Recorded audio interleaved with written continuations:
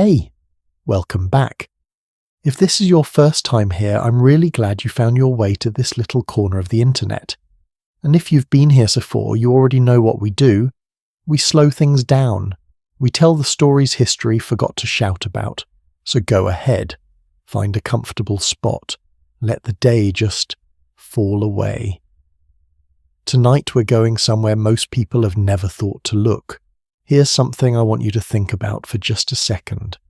What if I told you that one of the most powerful, most connected, most extraordinary civilizations in human history was built not in Rome, not in Athens, not in the warm, sunlit cradle of what we call the ancient world, but on two cold, grey, windswept seas in the far north of Europe, seas so brutal that Roman soldiers once mutinied rather than sail them. Waters so shallow, so freezing, so unforgiving, that the greatest empire in history basically looked at them and said, yeah, no thank you. And yet, from these very shores came the gold resting inside a pharaoh's tomb, the trade routes that taught the world what a free market even was, the ships, the laws, the ideas that quietly, patiently, stubbornly built the foundation of the modern world. Tonight we go to the edge of the world, and we discover it was never the edge at all. Before we dive in, if this is the kind of storytelling that makes you want to stay up just a little longer than you planned, maybe hit that like button and subscribe so you never miss a night like this one. It genuinely means everything to a small channel like mine. And I have a question for you. Where are you right now watching this?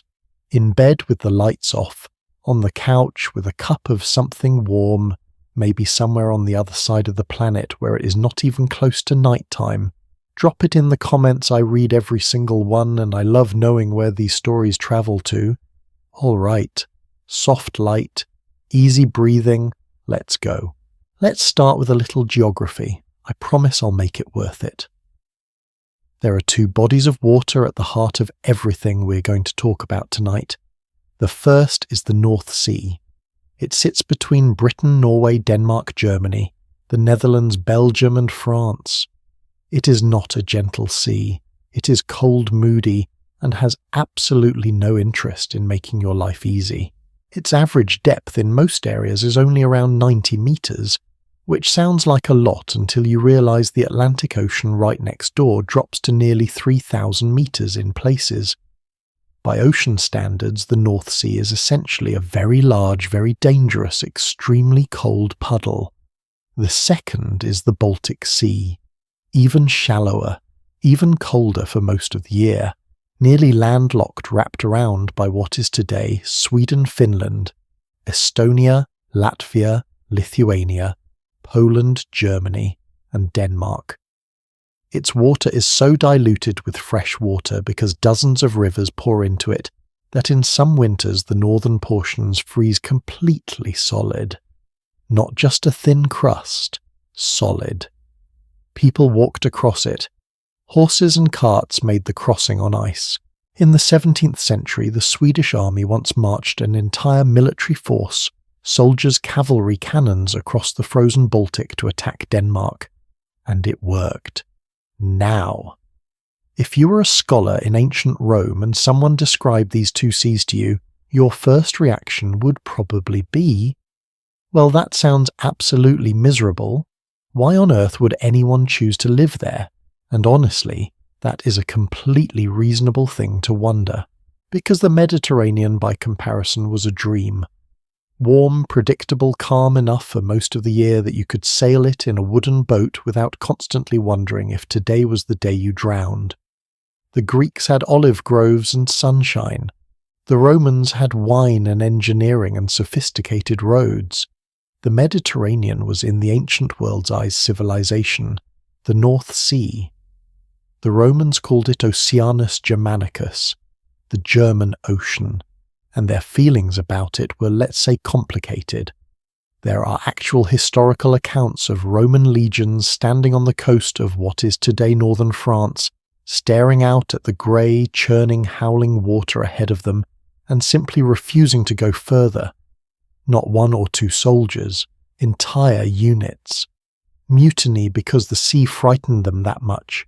The great Roman historian Tacitus wrote about the people living along the northern coasts of Europe, describing a land of gloomy skies, harsh winds, and barren stretches of grey.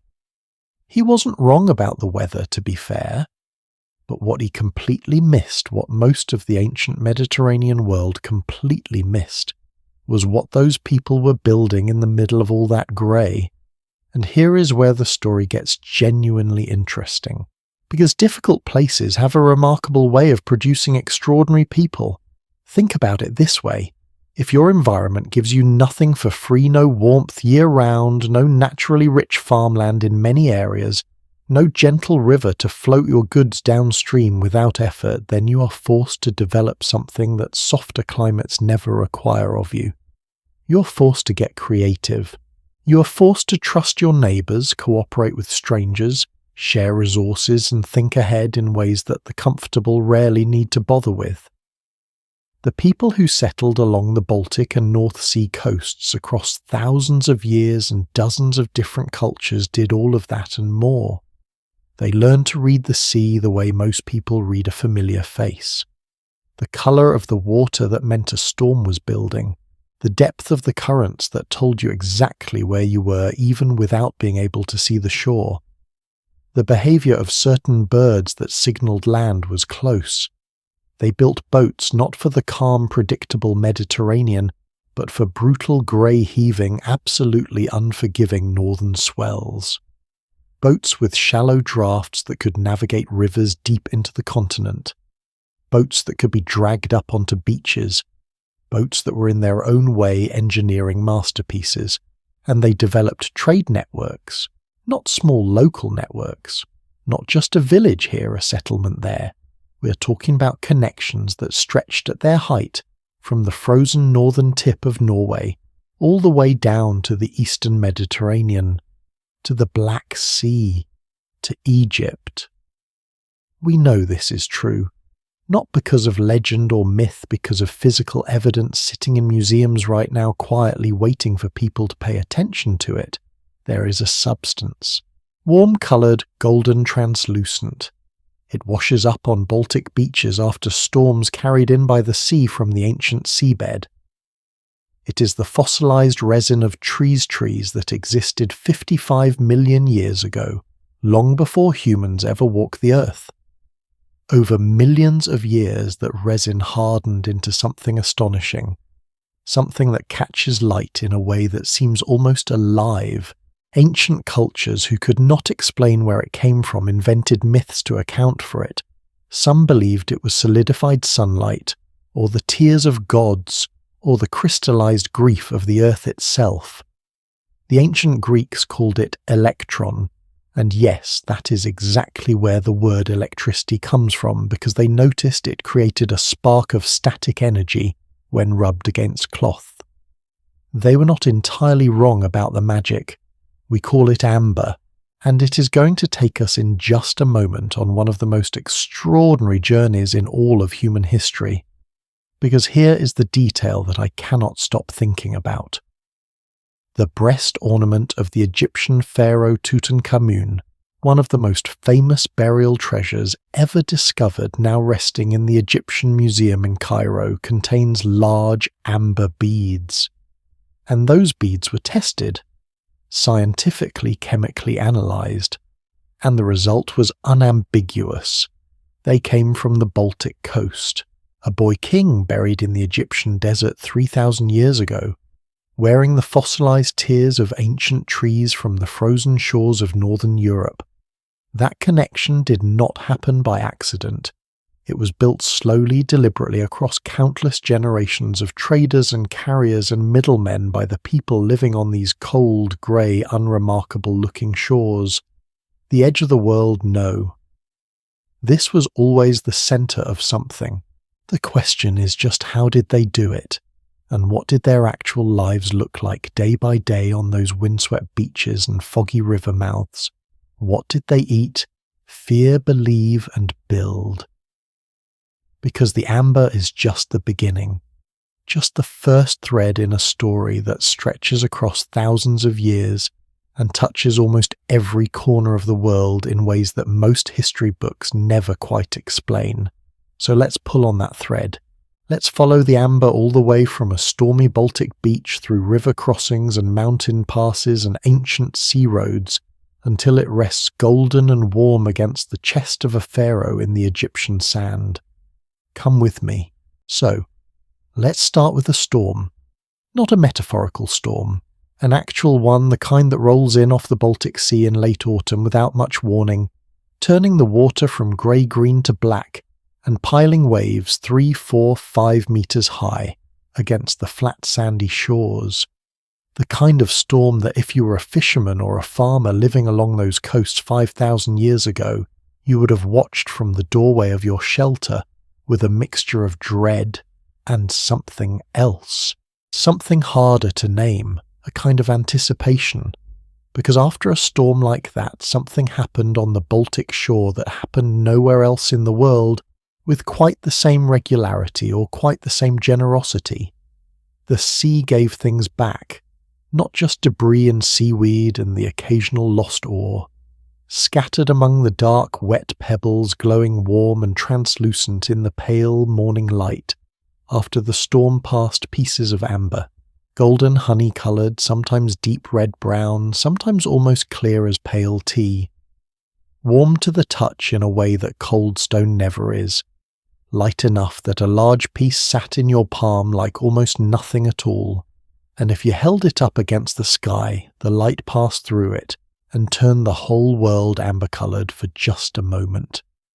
People had been picking these pieces off the beach for longer than any written record reaches. The oldest worked amber objects found by archaeologists, small carved pendants, beads with carefully drilled holes, date back roughly 13,000 years. 13,000. That is before farming existed in Europe, before pottery, before any of the things we usually think of as the beginning of human civilization. Someone was sitting on the Baltic shore in the Stone Age picking up amber and deciding it was beautiful enough to make into something you could wear. That instinct that this glowing warm thing from the sea deserved to be carried close to the body turned out to be one of the most consequential aesthetic judgments in all of human history. Now here is the question I want to sit with for a moment, because I think it is genuinely one of the most interesting puzzles in ancient history. How does a piece of fossilized tree resin from a cold beach in what is today Lithuania or Poland end up in a royal tomb in Egypt? Not metaphorically, literally, physically. How do you move an object thousands of kilometers across a world with no roads, worthy of the name, no maps, no professional transport infrastructure, and no shared language between the people at either end of the journey? The answer is that you do not do it in one trip. You do it in 100 trips, or 1,000. Each one covering only the distance that one trader in one lifetime in one familiar stretch of territory could reasonably manage. The amber moved the same way a whispered story moves through a crowded room, passed from hand to hand, person to person, each carrier knowing only the next stop on a chain whose full length nobody could see. Archaeologists call this a relay trade system, and the Amber Road, which is what historians eventually named the network of routes that carried Baltic amber southward, was operating in this relay fashion by at least the year 3000 before the Common Era. We know this because Baltic amber beads have been found in burial sites from that period in places as far from the Baltic coast as central Germany and the Alpine foothills of northern Italy. And then by around 1600 before the Common Era, Baltic amber starts appearing in Mycenae, in Greece, on the other side of the continent. The German archaeologist Heinrich Schliemann, the man who famously excavated the site of ancient Troy in the 1870s and 1880s, found Baltic amber among the treasures he uncovered there as well. The chemical signature of Baltic amber is distinctive enough to be identified scientifically even after 3,000 years. It contains a specific compound called succinic acid in concentrations of 2 to 8% that is unique to amber from the Baltic region. So when a piece of amber turns up in Greece or Syria or Egypt and scientists test it, they can say with confidence this came from the Baltic coast. This came from the same beaches we have been talking about all evening. That is not guesswork. That is chemistry speaking across 3 millennia. Let me tell you about one specific route because the details make the abstraction real. One of the main northern branches of the Amber Road began on the coast of what is today Lithuania and Poland, the Sambian Peninsula, the great amber-producing region that the ancient world knew as the source of the finer specimens. From there, traders followed the Vistula River southward through the dense forests and river valleys of Central Europe, down through what is today Poland and the Czech Republic, crossing the Danube somewhere in the region of what is today Austria, and then continuing south through the Alpine passes to the head of the Adriatic Sea, at the ancient port city of Aquileia, near what is today Venice. From Aquileia, the amber entered the Mediterranean trading world. From there it could go east to Greece or further east to the Levant or south across the sea to Egypt. The total distance from the Baltic coast to Egypt, depending on the exact route, was somewhere between 4,000 and 5,000 kilometres. For most of human history, covering that distance with any kind of regular, reliable flow of goods was an almost unimaginable logistical achievement. And yet the amber moved, consistently, for thousands of years. You want to know something that I find almost funny in the best possible way? Some of the clearest evidence for the scale of this trade comes not from spectacular tomb finds, but from a much more prosaic discovery. Near the city of Wrocław in present-day Poland, archaeologists found 3 large ancient amber storage depots. Together, the 3 sites contained approximately 2,750 kilograms of raw amber, nearly 3 tons of amber sitting in warehouses at a waypoint on the ancient trade route. Because the trade was regular enough and substantial enough that it needed warehousing infrastructure. This was not occasional gifting between distant cultures. This was commerce. Organised, sustained, infrastructure-supported commerce, operating roughly 5,000 years before the Hanziatic League invented the idea of organised Baltic trade, which tells you something important about these Baltic shores. The people here were not waiting for civilization to arrive from the south. They were supplying it. I want to pause here and ask you something directly because I am genuinely curious. Have you ever held a piece of amber? Not in a jewellery store where it is mounted and finished and presented as something precious. Just a raw piece picked off a beach or bought from a market stall somewhere on the Baltic coast. Because if you have, you know that there is something about the physical experience of amber that explains better than any historical argument why it travelled so far for so long. It is warm in your hand in a way that stone is not. It is light. It glows from the inside when you hold it to any kind of light. And if you are lucky enough to find one with an inclusion, a tiny bubble of air, or better yet an insect or a fragment of ancient plant matter preserved inside, there is a feeling that is genuinely difficult to describe.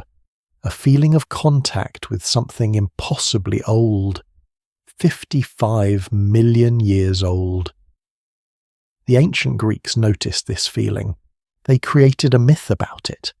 They said amber was the tears of the Heliades, the sisters of Phaeton, the boy who tried to drive the sun chariot and fell. The sisters wept for him at the edge of the great northern river, and their tears hardened into amber where they fell into the water. It is a beautiful myth, and like most beautiful myths, it is reaching towards something true, in this case the truth that amber seems to contain time itself. The Greeks also noticed something else. When you rub amber vigorously against cloth, it develops a static electric charge that attracts light objects toward it. They named this property after the material. Their word for amber was electron, from which across several thousand years and several linguistic transformations we eventually derived the word electricity. The people who named electricity named it after a piece of fossilized resin from a Baltic beach. That line of inheritance running from a Stone Age beachcomber to the electrical grid that is powering whatever device you're watching this on right now is one of the stranger and more beautiful threads in all of human history. By the 1st and 2nd centuries of the Common Era, the Roman Empire's appetite for amber had reached remarkable proportions. The Roman author Pliny the Elder, whose encyclopedic work on natural history is one of the most extraordinary documents from the ancient world, described amber as so fashionable among wealthy Romans that even a small amber figurine was worth more than a healthy enslaved person. He described one Roman rider sent to the Baltic coast to procure amber for the Emperor Nero's gladiatorial games, returning with so much of the material that the nets strung around the arena to protect spectators were decorated with amber pieces, as were the weapons and armour of the fighters themselves. The largest single piece he brought back weighed more than 4 kilograms. 4 kilograms.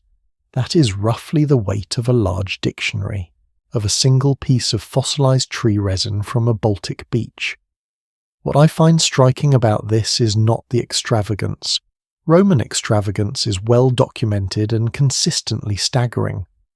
What strikes me is what it reveals about the supply chain that was quietly operating behind all of it. Delivering kilograms of amber to Rome consistently enough to decorate an entire amphitheatre required a functioning commercial network operating across thousands of kilometres of pre-Roman Europe.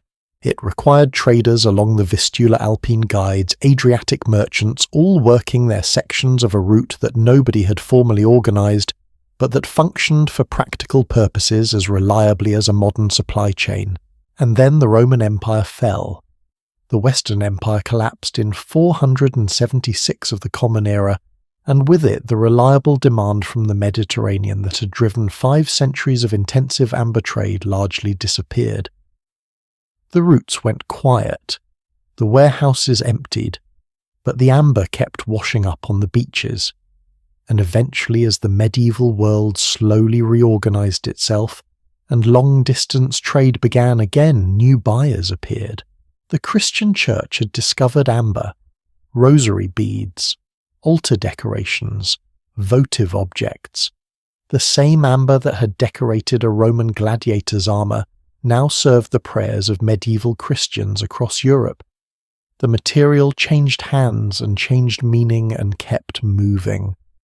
By the 12th century, the trade was running again with enough volume that the crusading orders, the Teutonic Knights among them, recognized its strategic value and moved to control it. We will come back to that story later in our journey tonight because it has a darkness to it that deserves its own space. But for now I want to leave you with this. Somewhere in the Egyptian Museum in Cairo, resting in a climate-controlled case, is the reconstructed pectoral breastplate of the pharaoh Tutankhamun.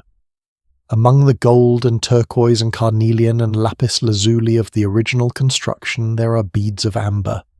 Large, warm, amber-gold beads, tested by scientists, confirmed as Baltic in origin. A boy king buried with the treasure of his civilization, and in that treasure pieces of a Baltic beach, carried by unknown hands across unknown miles over an unknown number of years.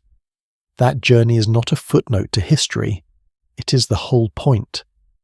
The cold, grey, overlooked northern shore of Europe was connected to the great civilizations of the ancient world not through conquest, not through colonization, but through the patient, persistent, essentially human act of trade, of wanting things that come from far away, of finding a way across every obstacle to get them there. The amber is still washing up on those beaches today. Every autumn storm, every high tide delivers more of it. The 55-million-year-old forest keeps paying out its treasure, one piece at a time, to whoever has the patience to wait for the storm to pass and walk down to the shore. Now, the people who walk those shores, who built their lives around these seas, who developed the boats, and the legal systems and the trade networks that made all of this possible, they are the real story. And the version of them that most of us carry in our heads is about as accurate as thinking electricity was invented by a piece of tree resin. It is time to meet who they actually were. All right. Before we go any further tonight, I need to ask you something. When you hear the word Viking, what do you picture? Be honest. I know what you picture, because I pictured the same thing for most of my life. A huge man, horned helmet, screaming at the top of his lungs, charging up a beach with an axe, burning something. Probably several things. And look, Hollywood made that image so vivid, so satisfying, so viscerally entertaining that it basically replaced actual history in our minds. The horned helmets alone, completely fictional by the way, a 19th century artistic invention that had absolutely nothing to do with real Norse warriors. Those helmets are now on coffee mugs, novelty socks and sports team logos across the United States. Here is the thing though, here's the part that genuinely stopped me cold the first time I really sat with it. The story we've been told about the Vikings, the whole rampaging, burning, terrifying civilization story, covers maybe 5% of who they actually were, maybe less. And the other 95%, the actual daily life of the people who lived along those cold northern coasts, who woke up every morning under grey skies and made something remarkable out of almost nothing. That story is so much more interesting, and almost nobody tells it. So that is what we are doing right now. Let me take you somewhere. It is the early 9th century, somewhere around the year 800, and we are standing at the edge of a settlement on the southern coast of the Jutland Peninsula in what is today northern Germany.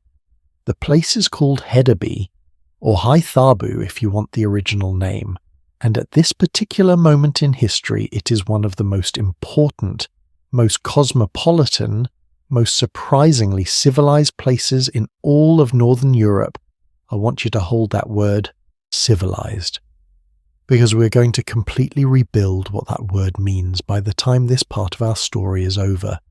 Hedeby sits at the narrowest point between the Baltic Sea and the North Sea, a crossing so strategically perfect that it almost seems designed by someone who understood exactly what they were doing. And the people who built their lives here absolutely did understand. Instead of sailing the long, dangerous route around the top of Denmark, merchants would unload their goods on one side, carry them overland a few miles, and reload them on the other side. Hedeby was the shortcut that connected two worlds. At its height, somewhere between 8,000 and 10,000 people lived there. Archaeological excavations and historians have been digging here seriously since the early 20th century have uncovered a town laid out in proper streets with wooden plank walkways to keep people's feet out of the mud. Workshops for craftsmen, smiths, jewellers, comb makers working with antler bone, a harbour complex, evidence of long-distance trade goods arriving from places as far away as the Byzantine Empire in the southeast England in the west, and the far northern Arctic in the other direction entirely. This was not a camp. This was not a temporary raiding base. This was a functioning city. Built by the same people history has spent 1,000 years describing primarily as destroyers. And here is where I want to pause, because I think this is actually one of the more important things we can notice about how history gets written and remembered. The raids were real. I am not going to stand here and pretend Viking raids on monasteries and coastal towns did not happen, because they absolutely did. They were genuinely terrifying for the people who experienced them. The monks at Lindisfarne in northeast England, whose monastery was struck in the year 793, were not exaggerating when they described the event with horror. That was a real horror. But here is the critical thing: the people who wrote those accounts were the people who were attacked. And they wrote about the attackers. They did not write about the thousands of Norse families who never left home, who spent their entire lives farming small plots of land, fishing, raising animals, raising children, and trying to keep warm through brutally long winters.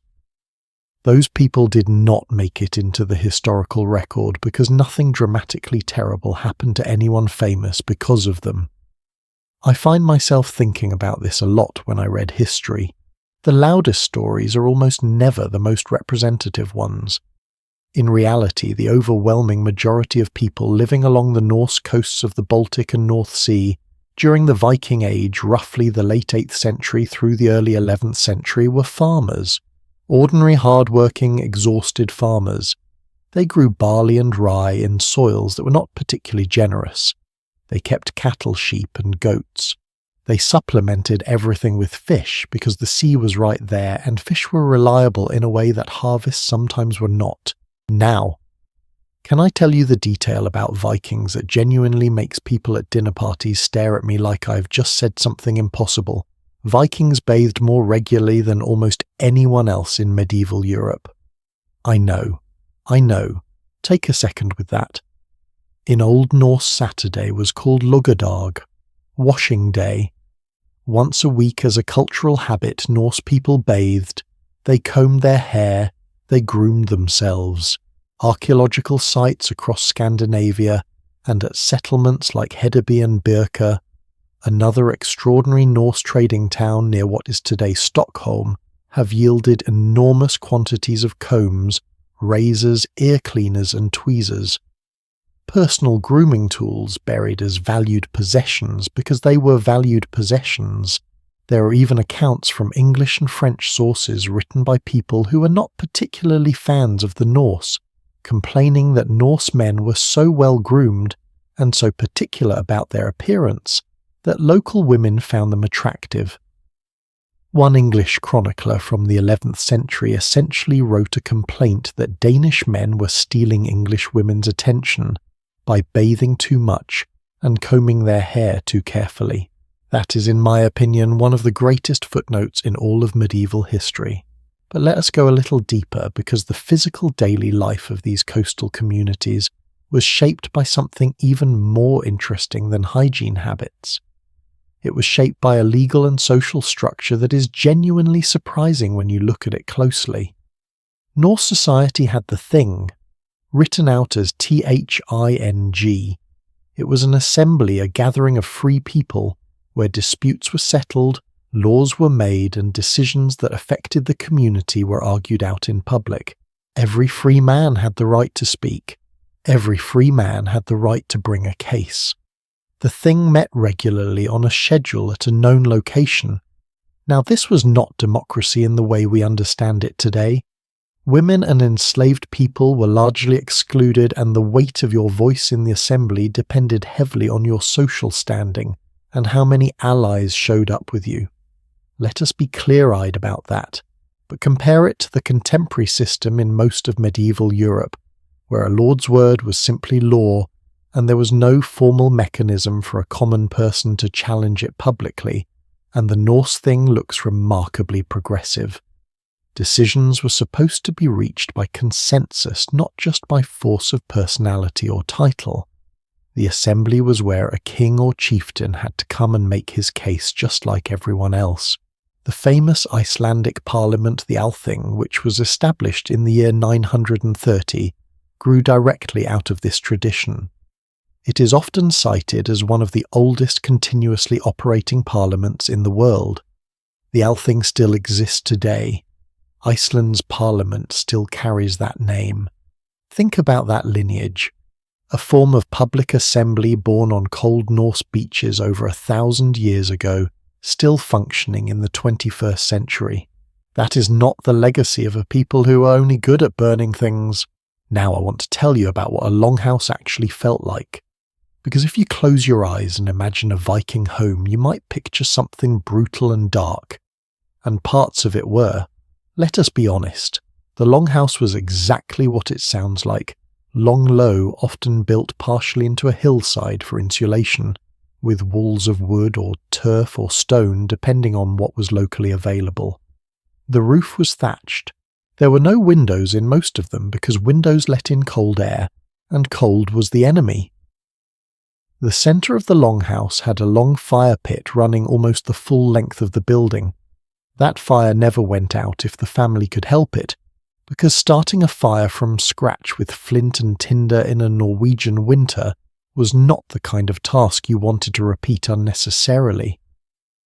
Smoke from the fire drifted upward and out through a small opening in the roof theoretically. In practice, a longhouse in winter was full of a permanent low haze of wood smoke that settled into everything hair, clothes, skin, food. Everyone who lived in one smelled of smoke all the time. Historians who have studied the health of Norse populations note that respiratory problems were genuinely common, and that the average lifespan, while we should be careful about medieval mortality statistics because infant deaths skew, the numbers dramatically was considerably shorter than we enjoy today.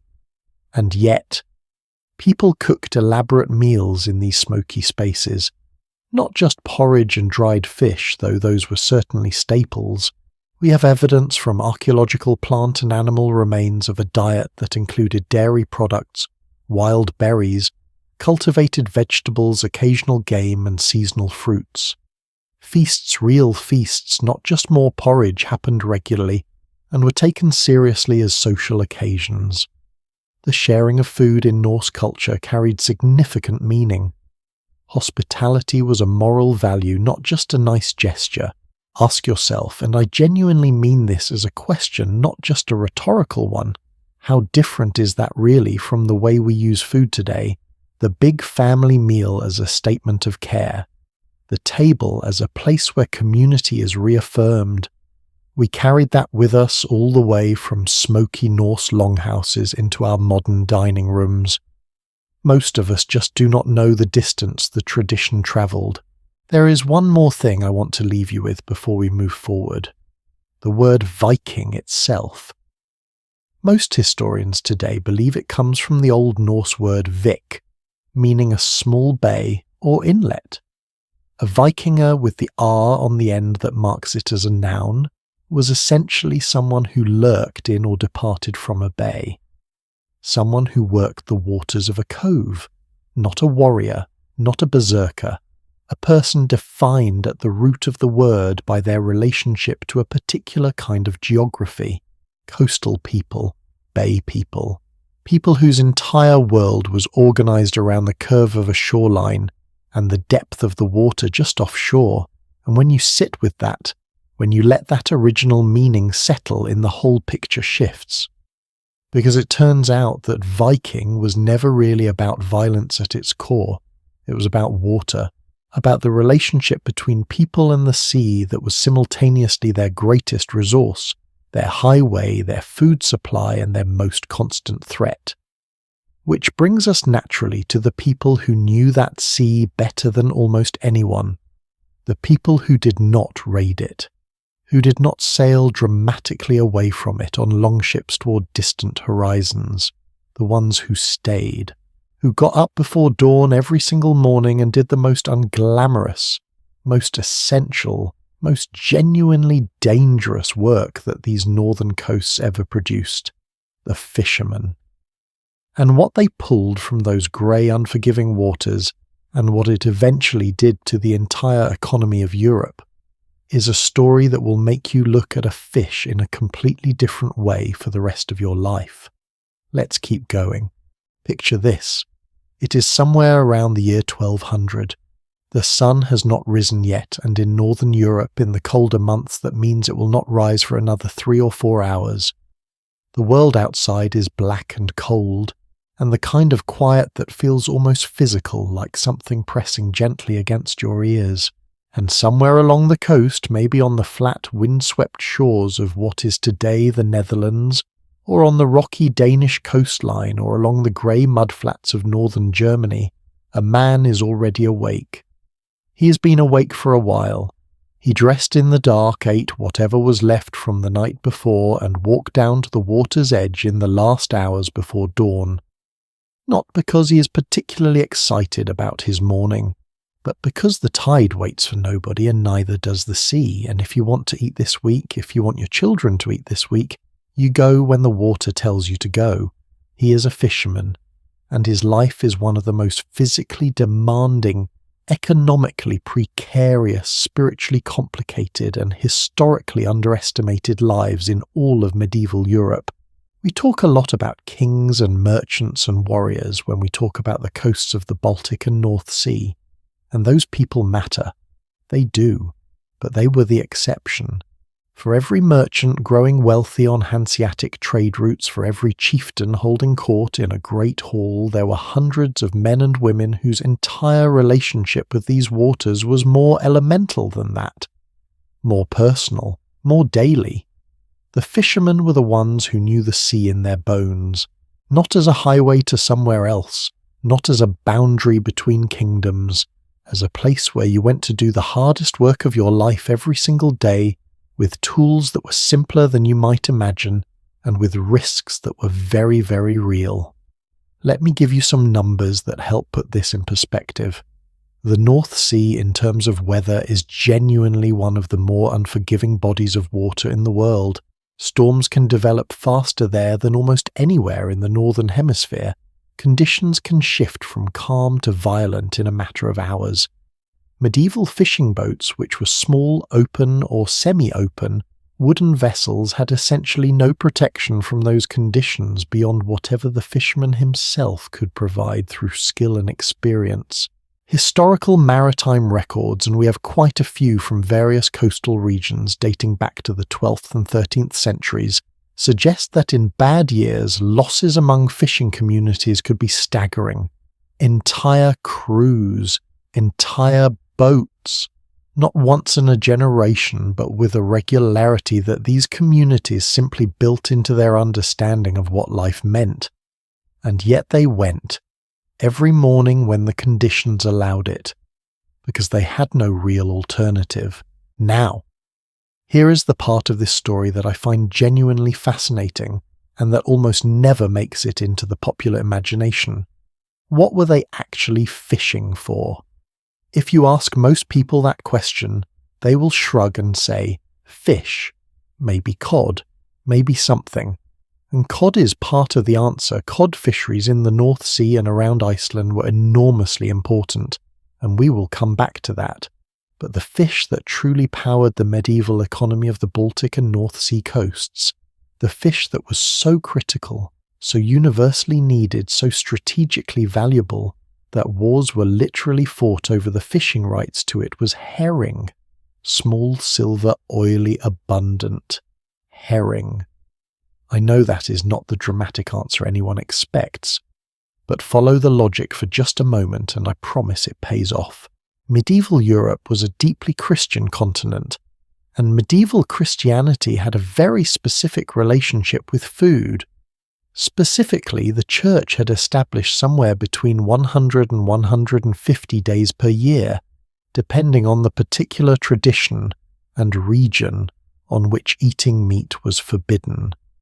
Fridays, the 40 days of Lent, various saints' days throughout the calendar. On those days, fish was the permitted protein. Fish was not a luxury. Fish was a requirement, and the population of Europe, which by the 13th century had climbed to somewhere around 70 million people, needed an enormous, reliable, affordable supply of it.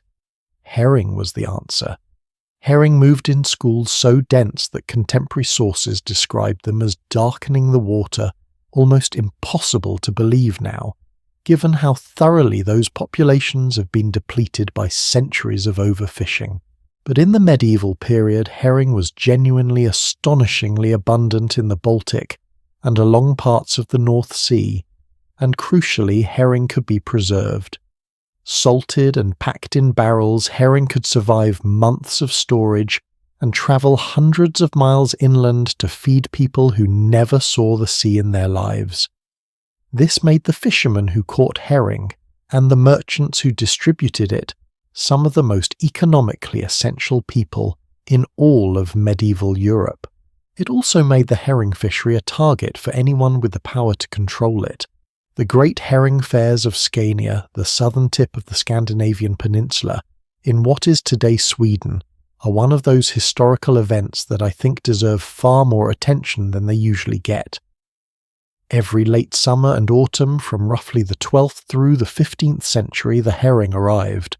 They came in numbers that are almost incomprehensible by modern standards. schooling so thickly in the shallow waters of the Öresund, the strait between Denmark and Sweden, that accounts from the period describe men being able to catch them with their bare hands or with baskets simply lowered into the water. And when the herring came, so did everyone else. Fishermen from the Baltic coast, from the North Sea, from the Norwegian fjords. Salt merchants from Lübeck, because you needed enormous quantities of salt to preserve the catch. Barrel makers, because you needed somewhere to put it all. Merchants from dozens of different cities and countries, all converging on this one stretch of coastline to trade, negotiate, argue, and make fortunes. At its height, the Scania fairs were one of the largest trade gatherings in all of Northern Europe. The sheer volume of human activity concentrated in that one place seasonally year after year helped drive the development of trade practices, legal norms, and commercial relationships that shaped the entire Baltic economy. The Hanziatic League, which we're going to spend considerable time with a little later in our story, built significant portions of its early power on controlling the herring trade coming out of Scania, the fish, the salt, the barrels, the shipping, the banking credit to finance it all of it ultimately traceable back to those silver schools of herring turning in the cold autumn water. But I want to come back to our fisherman, standing on the shore before dawn, because there is a human dimension to this story that the economics alone do not capture. He would have a set of superstitions so specific, so detailed, and so seriously observed that to our modern eyes they look almost like a second religion layered on top of whatever official faith he nominally practiced. Many coastal fishing communities had strict rules about what words you could and could not say before going out to sea. In some traditions along the North Sea coast, certain animals, hares, rabbits, and in some areas cats were considered deeply unlucky omens if you happened to encounter them on your way to the boat. Meeting a woman on the path to the water in the early morning was in some communities considered a bad sign. Meeting a minister or a priest could be even worse. If any of these things happened, some fishermen would simply turn around and go home accepting a lost day rather than risk the consequences. Does this sound irrational to us now? Probably. But put yourself in that position for just a moment. You're about to get into a small wooden boat in the North Sea in the dark in November, with the full knowledge that not everyone who goes out comes back. If the community wisdom that has accumulated across generations, that has encoded imperfectly but meaningfully the collective anxiety of hundreds of years of loss, tells you that certain signs are bad signs, you take them seriously. You take them seriously because you cannot afford not to. There is something I find genuinely moving about that. The way fear becomes ritual, becomes culture, becomes something that holds a community together in the face of what it cannot control. The actual mechanics of the work are worth understanding too, because they tell you something about the kind of intelligence these men and women developed. Medieval North Sea fishermen did not have compasses for most of this period. Regular compass use in northern European vessels came later than most people assume, well into the 13th and 14th centuries for many smaller operations. Instead, they navigated by something older and more tactile, the lead line, a lead weight attached to a long rope marked with measurements dropped over the side of the boat. The depth of the water told you where you were. The North Sea and Baltic are shallow enough, averaging less than 90 meters for much of their area, that experienced fishermen could literally read their position from the seabed. They knew which depths corresponded to which stretches of coast. They knew what the bottom felt like. The lead line was sometimes coated in tallow grease so that particles of sand or shell from the seabed would stick to it on the way up, and those particles told you things. Fine sand here, gravel there, shell fragments in this particular spot that meant you were over a bank known for good catches. This was knowledge that took years to accumulate and could not be written down in any useful form. It lived in the hands and the memory. It passed from father to son, from boat captain to apprentice in the darkness of a pre-dawn departure. when an experienced fisherman died without passing on his knowledge, that knowledge simply disappeared. Gone. A library lost without a fire.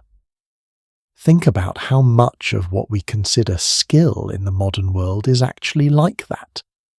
Embedded in practice, in proximity, in years of accumulated attention to things that nobody thought to document, because they seemed too obvious. We lost entire archives worth of knowledge about these seas when those traditions broke down. One more thing before we move forward. The split of the catch. In most medieval fishing operations along the northern coasts, the boat, the nets, and the equipment were owned by someone, either the fisherman himself, if he was prosperous enough, or more often a wealthier townsman or merchant who had invested in the outfit. The men who crewed the boat received a share of the catch rather than a wage. The boat owner took his portion. The crew divided the rest according to a formula that varied by region and by tradition. This sounds simple, but what it meant in practice was that a fisherman's income was almost entirely dependent on factors completely outside his control. A bad season, whether because the herring simply did not show up, or because weather kept the boats in harbour for weeks at a time, or because a competitor from another port arrived with better nets and got there first, could mean genuine hardship. Not inconvenience, hardship of the kind that thinned children and shortened lives, and in a good season the money was real. It could be transformative. A spectacular herring season in the right location at the right time could generate enough income to change a family's circumstances for years. So the life swung between those poles year after year. Precarity and possibility in almost equal measure, which is, now that I think about it, not so different from a great many lives being lived right now in the 21st century by people who work on commission or in volatile industries or in places where a single bad year can undo a decade of progress. Some things about the human condition travel through time better than longships. Now, here is where it gets genuinely extraordinary, because everything we have just talked about, the herring, the salt, the barrels, the fairs, the entire infrastructure of preserving and distributing fish across a continent, all of it was about to be transformed by one man's small, unglamorous, quietly revolutionary idea. One fisherman in the 14th century figured out a slightly better way to gut and salt a herring, and that tiny technical improvement so small, it barely sounds like a historical event set off a chain reaction that would make one nation the wealthiest place on earth. The fish, the salt, the money, the empire that nobody saw coming. That is exactly where we are headed next. There is a village in the southwest of the Netherlands called Beervliet. It is a small place today, quiet, modest, the kind of town you would drive through without stopping if you did not know what happened there. But in Beervliet there is a stained glass window in a church, and in that window a man stands holding a herring in one hand and a small curved knife in the other. He wears the colours of the Dutch flag, orange, blue and white. His name, according to the inscription, is Willem Bokelsoen, and the story attached to his image is one of the most consequential stories in the economic history of Northern Europe. Whether it is entirely true is, as it turns out, a more interesting question than it first appears. The story goes like this. Sometime around the year 1380, history, being as one Dutch historian delightfully wrote, rather vague, on the point a fisherman from Beervliet noticed something that other fishermen had been missing or ignoring. When you gut a herring in the usual way, removing all the organs, the fish preserves reasonably well in salt. But if you remove only the gills and part of the gullet and leave the pancreas intact, something different happens. The enzymes in that remaining organ, specifically a compound called trypsin, continue working inside the salted fish, and instead of the flesh simply sitting preserved in brine, it slowly ripens. It becomes softer, more complex in flavour, and it keeps far, far longer than ordinarily gutted herring. The technique was called gibbing, in Dutch kaken, and according to the legend it was Willem Bokelsoen who figured it out. Now, I want to tell you something that makes this story even more interesting. Modern historians who have dug carefully into the records have found essentially no firm documentation that any specific Willem Boykelsoen invented this technique. There were several men by that name living in Zealand in the 14th century. Which one, if any, was the great innovator is impossible to say with certainty, and the gibbing technique itself almost certainly originated in Sweden, where similar methods had been practiced for some time before the Dutch are credited with discovering it. So is the whole story a myth? Not exactly. And here is why I think the historical complexity makes the story more interesting, not less. The important thing is not whether one man named Willem in one specific year made one specific cut in one specific fish. The important thing is the cascade of consequences that followed from the widespread adoption and refinement of this technique in the Dutch fishing industry. Whether it came from Zealand or Sweden, whether it was one man's invention, or a gradual collective development, the Dutch took it, perfected it, and built an empire on it. And in 1556, the Holy Roman Emperor Charles V actually visited the grave of Willem Boykelsoen in Beervliet to pay his personal respects. The most powerful ruler in the Western world paying tribute at the tomb of a fisherman. If that image does not tell you something about how seriously the Dutch took the economic significance of this moment, nothing will. Here is where the story shifts from interesting to genuinely remarkable. Because the gibbing technique itself was only half of what made the Dutch herring industry revolutionary. The other half was a single, simple and brilliant operational decision. They stopped bringing the fish back to shore to process it. This sounds obvious in retrospect, but for most of the history of North Sea fishing, the process worked like this. You went out, caught fish, came back to port as fast as possible, and the processing, the gutting, salting and barrelling happened on land. This meant your range was severely limited by the time it took fish to stay fresh on the journey home. You could only fish so far from your home port before the catch was compromised.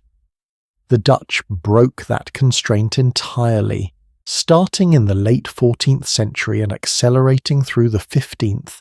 Dutch and Flemish fishermen began doing the gibbing and salting directly on the boat while still at sea. The crew gutted the fish the moment they came out of the net, salted and packed them in barrels before the boat moved on to the next net. By the time the vessel turned back toward port, its hold was full of finished market-ready preserved herring that could survive months of transport and storage. This meant the Dutch could sail past the coastal fishing grounds their competitors were limited to push north along the Scottish coast, past the Shetland Islands, into the deep, cold waters of the open North Sea, and beyond waters so rich in herring that contemporary accounts describe the schools as stretching for miles, and they could stay there for weeks at a time, only returning when the hold was full. The vessel built to make this possible was called the herring bus, and it was in the most literal sense a floating factory, wide-hulled for stability in North Sea swells, designed with a specific internal layout that allowed efficient onboard processing, crewed by somewhere between 18 and 30 men whose work was divided between fishing and the assembly line processing of the catch. At the fishery's peak in the early 17th century, estimates placed the Dutch herring bus fleet at somewhere around 500 vessels, some sources going as high as 2,000 if you count the full range of support ships. Together at their most productive, these vessels were pulling roughly 33,000 metric tons of herring out of the North Sea every year. Think about that scale for a moment. 33,000 metric tons of a single fish every single year, from a nation roughly the size of West Virginia. There were also specialized fast boats called ventjagers, which translates roughly as sail hunters, whose entire purpose was to race the first barrels of the season back to market before anyone else. Because in the herring trade, as in many commodity markets, being first often meant getting the best price. Speed was money. and the Dutch had engineered speed into every part of their supply chain. But here is the element of this story that gets almost no attention, and that I think is the actual key to understanding how a fish transformed an entire civilization. Salt. Everything. The gibbing, the onboard processing, the long preservation times, the ability to ship herring across Europe, every bit of it depended on massive, continuous, reliable supplies of good quality salt. And the Dutch, living in a cool, wet climate with no natural salt deposits of any significance, did not have it, so they went and got it. Beginning in the 15th century, Dutch ships were making regular voyages all the way to Portugal, and later to the Cape Verde Islands and the coast of France specifically to load salt. The Dutch salt trade became in itself a significant commercial operation. And here is the chain reaction that nobody talks about in popular history. When a Dutch merchant ship sailed south to load salt for the herring industry, it needed something to carry on the outward journey. So it loaded Baltic grain, rye and wheat from the fields of Prussia and Poland, which it had brought west from the Baltic on a previous voyage. The salt ships went south loaded with grain. They came back loaded with salt. The salt went into barrels for herring. The herring went across Europe. The money came back to Amsterdam. The Dutch were not just fishing. They were managing a multi-commodity, multi-directional logistics system of extraordinary sophistication. The herring was the motor that turned the whole engine. But the engine itself connected the Baltic Sea, the North Sea, the Atlantic coast of Europe, and eventually the entire globe. By the mid-16th century, something had happened in the Netherlands that astonished every other nation in Europe that was paying attention. A region that a century earlier had been described by outside observers as economically modest, a patchwork of marshland and fishing villages with no obvious natural advantages, had become fabulously confusingly wealthy. The canals of Amsterdam were lined with merchant houses that announced their owners' fortunes in brick and stone and gable ornamentation. Dutch art was entering what would become one of the most extraordinary flowerings of painting in human history. Rembrandt and Vermeer were still a generation away, but the wealth that would commission them was already accumulating. Dutch merchants were financing voyages not just around the North Sea, but around Africa to India, to what would become Indonesia and Brazil and Manhattan. And when you asked a serious economist in the 17th century where all this wealth began, the answer was not exotic spices or colonial extraction or military conquest. The Dutch East India Company, the trading corporation that historians often cite as the first publicly traded joint stock company in history, founded in 1602, was a consequence of Dutch wealth, not a cause of it. Before the spice trade, before the colonial empire, before the stock exchange, there was herring. A Dutch statesman of the period, commenting on the foundation of his nation's prosperity, used a phrase that has stayed with historians ever since. He described Amsterdam as a city built on herring bones. He was being slightly poetic. He was not being inaccurate.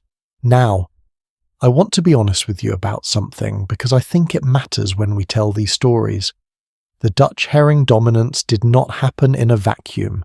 It happened in direct competition with the Hanziatic League, which had controlled Baltic and North Sea trade for 2 centuries before the Dutch arrived with better ships, more efficient operations, and a willingness to undercut established prices. The League had its own herring operations, its own salt trade relationships, its own grip on the Scanian fishing grounds that we touched on earlier. And the Dutch systematically dismantled that grip year by year through sheer commercial efficiency.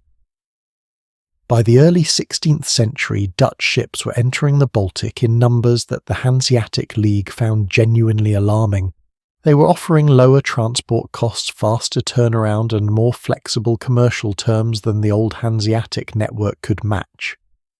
The League's response, and this will become important when we look at its eventual decline, was a combination of political lobbying, attempted embargoes, and the kind of institutional defensiveness that organizations tend to display when they sense something they cannot quite name threatening something they cannot quite protect.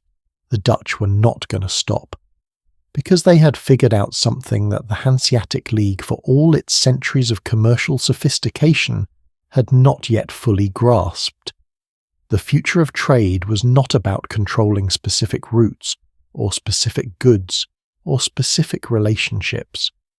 It was about being cheaper, faster, and more adaptable than anyone else in the market. It was about operational efficiency as a competitive strategy. The herring bus was not just a boat.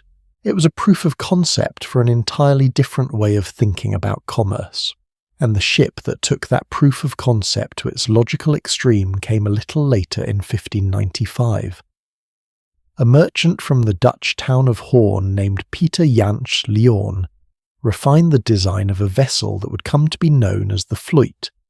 Wide in the hull for maximum cargo, narrow on the deck, and this detail is almost too perfect specifically to minimize the tolls levied by the Danish crown on ships passing through the Sound between Denmark and Sweden into the Baltic, which were calculated based on deck size. The Dutch literally redesigned their ships to fit through a toll booth more cheaply. The Vloot required a smaller crew than comparable vessels of the time, lower operating costs per ton of cargo, no wasted space on armaments, purely ruthlessly beautifully optimized for commercial efficiency.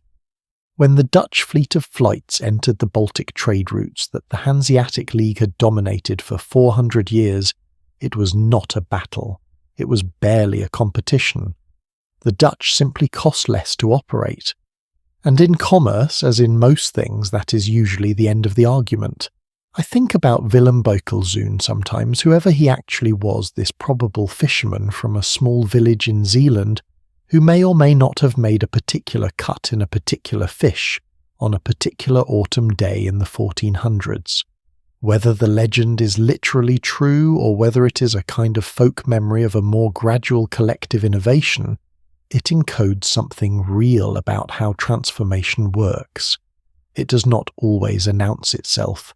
It does not always begin with kings or armies or grand declarations. Sometimes it begins with a fisherman noticing something, with a knife held differently, with a small enzyme in a fish pancreas doing its quiet work inside a salted barrel. And then given enough time and enough people willing to follow the logic of the thing wherever it leads, it builds a city on herringbones. It finances a golden age. It changes the world, which brings us at last to the organization that both preceded Dutch commercial dominance and was ultimately overtaken by it. The organization that in its own way had already built something just as extraordinary, not on one innovation, or one fish, or one nation's ambition, but on an entirely different and deeply human principle. The principle that enough people agreeing on enough shared rules can build a kind of power that no single king can easily match. They had no army, no treasury, no leader, no territory, and they ran Northern Europe for 400 years. Something has been sitting in the back of my mind since we started this journey tonight, and I think it is finally time to say it out loud. We've talked about fishermen risking everything before dawn. We've talked about amber travelling thousands of miles to rest on a pharaoh's chest. We have talked about Norse communities building something genuinely sophisticated out of cold air and stubbornness. And underneath all of it, running like a quiet current beneath every story we have told, there has been this recurring question. How do ordinary people in difficult places with no central authority telling them what to do build something that changes the entire world? The answer, it turns out, looks like this. Imagine you are a merchant in the city of Lübeck in the year 1241. You've been trading goods along the Baltic coast for years, timber furs, beeswax, grain, and you are good at it. But every journey is its own separate gamble. Pirates operate openly in the Baltic because nobody has enough consistent power to stop them. Tolls accumulate on every river route like barnacles on a hull. Local lords impose whatever fees they feel like imposing, and if you complain, the only person you're complaining to is the same lord who just took your money. The roads are dangerous, the sea is dangerous, and the legal protections available to a travelling merchant in most of Northern Europe amount to roughly nothing. You need allies, not an army. You cannot afford an army, not a king. There is no king who covers all the territory you operate in. What you need is something more flexible than either of those things, something horizontal rather than vertical, a network of people who share your problems and your interests, bound not by oath of fealty to a single ruler, but by the much more practical glue of mutual benefit. So in April of 1241, the representatives of two cities, Lübeck and Hamburg, sit down and sign an agreement, a pact of mutual protection and commercial cooperation along the trade routes connecting the Baltic Sea and the North Sea. It does not have a grand name yet. It does not have a constitution, or a headquarters, or a flag. It is just two cities deciding that they are stronger together than apart. But that small, pragmatic, almost boring agreement is the seed from which something extraordinary grows. The organization that eventually develops from that seed becomes known as the Hanziatic League. And I want to be careful here because the word league might make you picture something formal and structured with committees and headquarters and an official seal. The Hanziatic League had some of those things eventually, but its genius, the actual reason it worked for as long as it did, was precisely how informal it remained at its core. There was no permanent administrative body for most of its history, no common treasury, no standing military force, no single leader with the authority to compel any member city to do anything. Membership was voluntary. Cities joined because it served their interests, and in theory at least they could leave when it stopped serving their interests. The entire thing operated on consensus, on shared commercial norms, on a collective reputation that every member city had a stake in protecting. I find this genuinely remarkable every time I think about it. We are talking about an organization that at its height in the 15th century encompassed somewhere between 170 and 200 cities. Cities as far apart as London in the west, Novgorod in the east, Bergen in the north, and Cologne in the south. An organization spanning multiple kingdoms, multiple languages, multiple legal systems, and it held together for over 400 years, not through force, but through the sheer, convincing logic of the benefits it delivered. No army, no king, 400 years. So how did it actually work? The heart of the system was the contour, a word that simply means trading post or counting house. The Hanziatic League established 4 major contours in cities that were not themselves League members, but were strategically critical to the network. In London, the contour was known as the Steel Yard. Not because anyone was making steel there, the name comes from an Old English word related to a weighing device used for measuring goods. The Steel Yard sat on the north bank of the Thames, roughly where Cannon Street Station stands today, and it operated as an almost completely autonomous community within the City of London. Hanseatic merchants living there had their own warehouses, their own hall, their own scales and weights, and an extraordinary package of trading privileges granted by the English crown in exchange for the commercial activity they brought. They were exempt from most of the tolls that English merchants paid. They had their own legal jurisdiction for disputes among themselves. They were in a meaningful sense a city within a city, a piece of Lübeck planted in the middle of London. In Bergen on the western coast of Norway, the Konter controlled the dried cod trade that was absolutely essential for feeding inland Europe during the long months when fresh food was scarce. In Bruges, in what is today Belgium, the Konter sat at the heart of the Flemish cloth trade that made medieval Flanders one of the wealthiest regions on the continent. And in Novgorod, in what is today Russia, The contour tapped into the vast resources of the eastern lands, furs, wax, leather, forest products that flowed westward through the Baltic network. Each contour was staffed by Hanziatic merchants who lived there for extended periods, often years at a time under strict regulations about behaviour and commercial practice. They were not supposed to marry local women, for example, not because of any particular hostility to locals, but because the League was deeply concerned about members developing conflicting loyalties. You were a Hanziatic merchant first. Your commercial identity was collective. That was the deal. Now, I want to tell you about a moment that more than almost any other illustrates just how much power this organisation had quietly accumulated.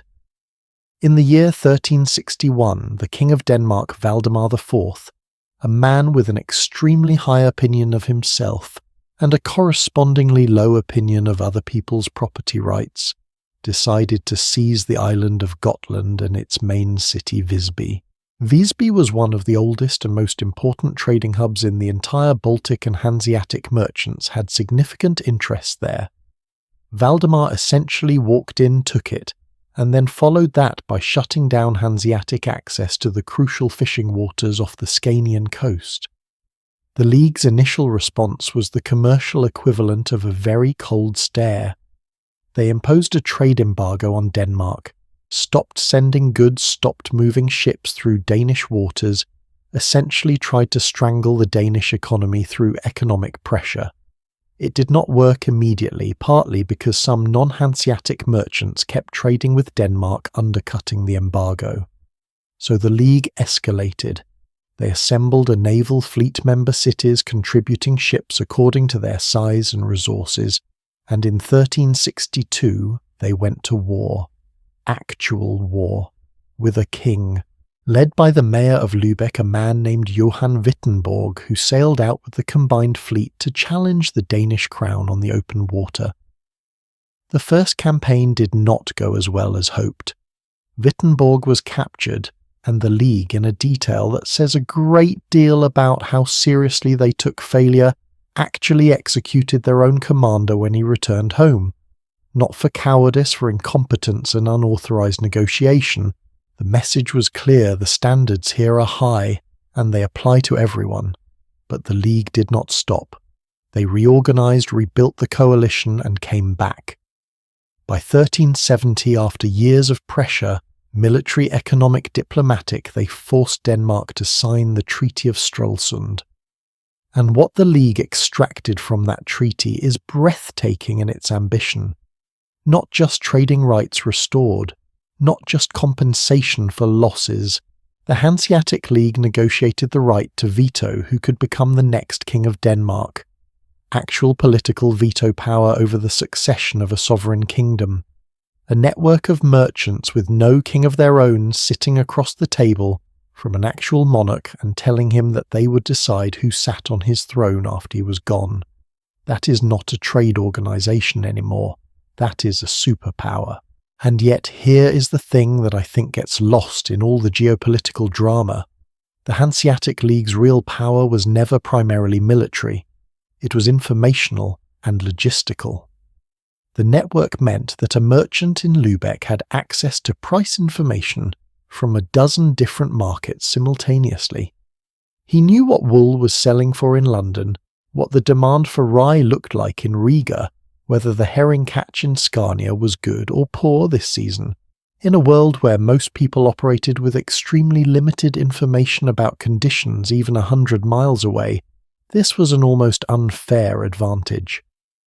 The Hanziatic network was in a real sense the medieval equivalent of having the internet when everyone else was still sending letters by horseback. They also standardized things that had previously been chaotic: weights and measures, contract law, the practices around credit and debt which allowed merchants to conduct large-scale trade without physically transporting gold everywhere they went. These are the kinds of boring procedural administrative innovations that do not make for exciting stories, but that are absolutely foundational to anything we would recognize as a modern economy. The historian Philippe Dollinger, who wrote the definitive scholarly study of the Hanziatic League in the 20th century, described it as a forerunner of the European Union, both in its structure as a voluntary confederation of states and in its fundamental argument that shared commercial standards and free movement of goods serve everyone better than fragmented competing systems. I think that framing is exactly right, and I would add one more comparison that Dollinger did not make because it would have been impossible in his time. The Hanziatic League also looks in certain lights remarkably like the model that Silicon Valley eventually reinvented in the 20th century. A network of independent actors loosely affiliated competing with each other in some domains, while cooperating fiercely in others. A shared infrastructure that benefits everyone who operates within it. An informal culture with powerful norms that discipline members more effectively than any formal legal system could. Reputation as the primary currency. The details are completely different. The underlying structure is eerily similar. There is one more element of Hanziatic life that I cannot leave out, because it is so specific and so strange and so perfectly illustrative of how seriously these people took their collective enterprise. In the larger contour communities, Bergen is the best documented. The young merchants who came to work and learn the trade lived under conditions that would feel oppressive by almost any modern standard. They were not allowed to leave the contour compound after dark. They were not allowed to maintain personal relationships with local people. They were subjected to hazing rituals when they arrived that ranged from uncomfortable to genuinely unpleasant, and they had very little recourse if they found the conditions difficult.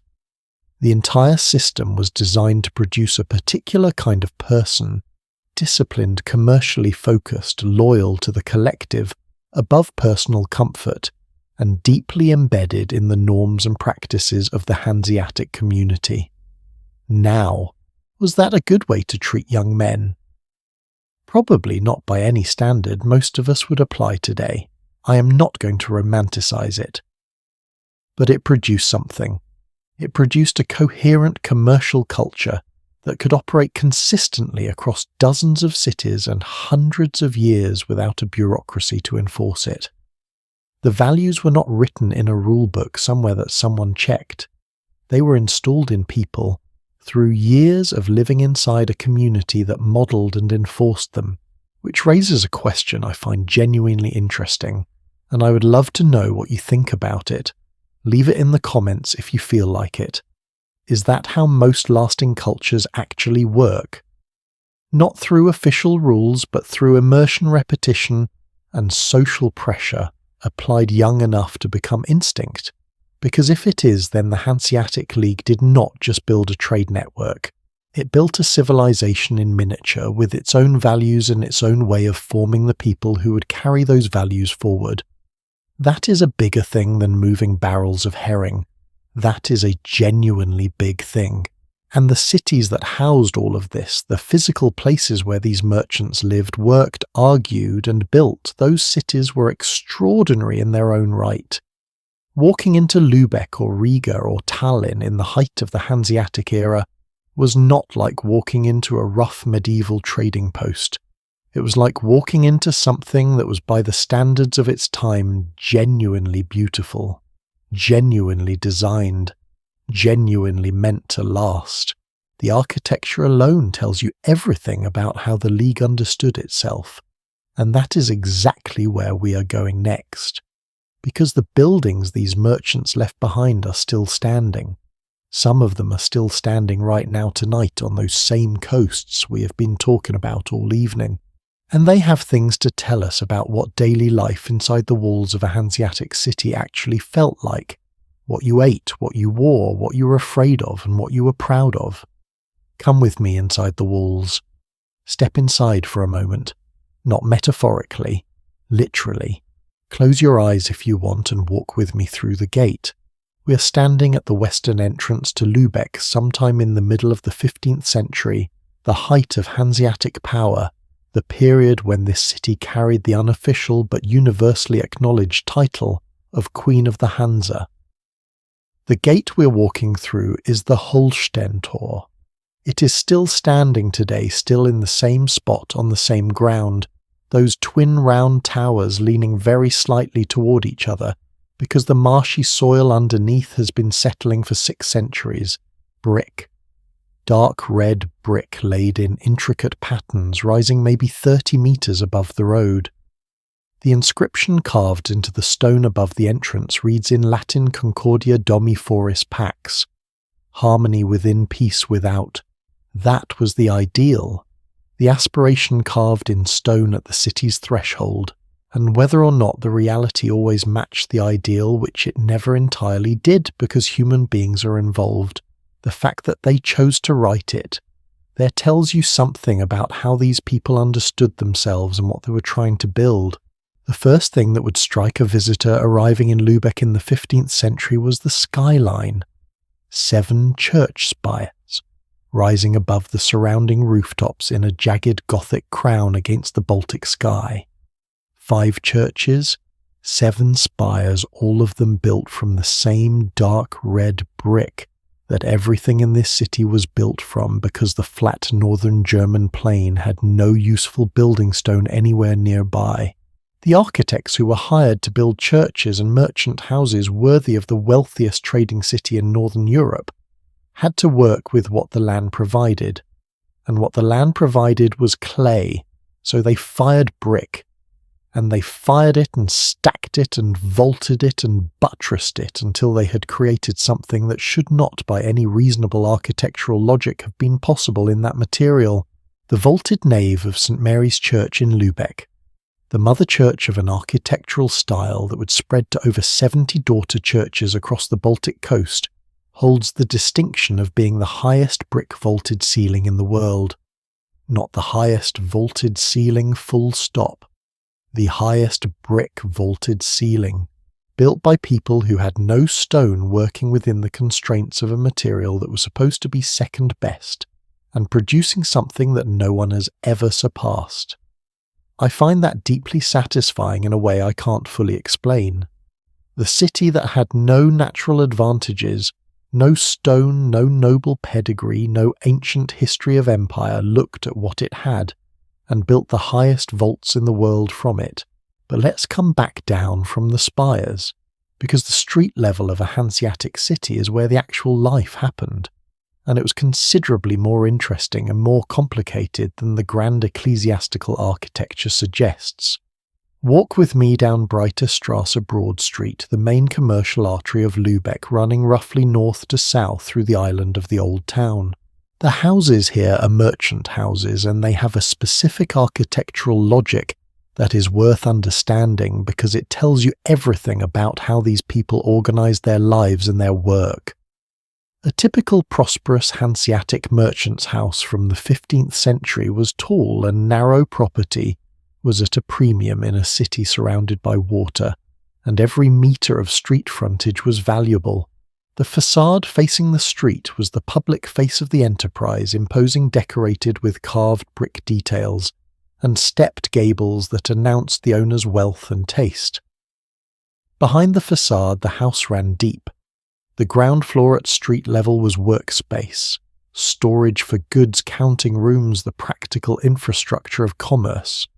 The family living quarters were above on the upper floors, away from the noise and smell and constant traffic of commercial life below, and behind the main structure, accessible through a passage, was the courtyard, the garden, the additional storage, sometimes a separate building for apprentices or household staff. The physical organisation of the house embodied the Hanseatic worldview in miniature: business in front, life above, everything in its proper place, clearly delineated, efficiently arranged. Now, what did those merchants actually do all day? The morning in a Hanseatic merchant's household began early, before the city's bells rang the working hours in many cases. Correspondence was the lifeblood of the network, and a successful merchant in Lübeck might have ongoing commercial relationships with partners in Novgorod, in London, in Bergen, in Bruges, all of whom needed regular updates on prices, on shipping conditions, on political developments, that might affect trade routes. Letters were dictated or written by hand, sealed with wax, and dispatched with whatever ship was leaving for the relevant direction that day or that week. We actually have many of these letters surviving in archives, and reading them is a strange, intimate experience because the voice that comes through is so recognizable across 6 centuries. Careful merchants checking facts before committing to positions, frustrated merchants complaining about partners who did not respond quickly enough, anxious merchants watching political situations develop in ways that might threaten their investments. The specific commodities and routes change. The human texture of commercial anxiety is identical. After the morning correspondence, the merchant's day moved to the market and the harbour.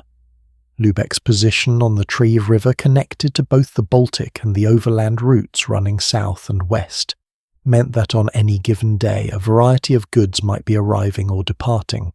Bolts of Flemish cloth, barrels of salt from Lüneburg. The salt warehouses, the Salzspeicher, still stand along the Trave today. 6 stepped gable brick buildings that stored the commodity that underwrote everything. Bundles of fur from the eastern Baltic. Barrels of herring we have already spent considerable time with. Timber, wax, amber. A successful merchant needed to track all of it simultaneously, to know which ship captain was reliable and which was not, to understand the credit situation of every partner in the network, to anticipate seasonal price movements and position accordingly, to manage a web of obligations, favours and long-standing relationships that was simultaneously the League's greatest strength and its most demanding requirement. There was no office in the modern sense. There was no separation between the merchant's commercial life and his personal life, because they were essentially the same life. His social relationships were his commercial relationships. His family reputation was his credit rating. The social life of a Hanziatic city was organised around the Rathaus, the town hall. Lübeck's Rathaus has been operating continuously since 1230. 9 centuries of civic government in the same building. The wine cellars beneath it have been serving the city council since medieval times. The council that governed these cities was composed of the wealthiest merchant families, a self-perpetuating oligarchy, if you want to use the modern term, and that is not entirely unfair. Power resided with the families that had accumulated the most capital over the most generations. New money was accepted eventually but slowly. Old money was deeply comfortable with its position and in no hurry to share it. This meant that Hanseatic city governance was simultaneously more meritocratic and more oligarchic than feudal alternatives. More meritocratic because the basic criterion for power was commercial success, which was at least theoretically open to talent and hard work. More oligarchic because success tended to entrench itself and become self-reinforcing across generations.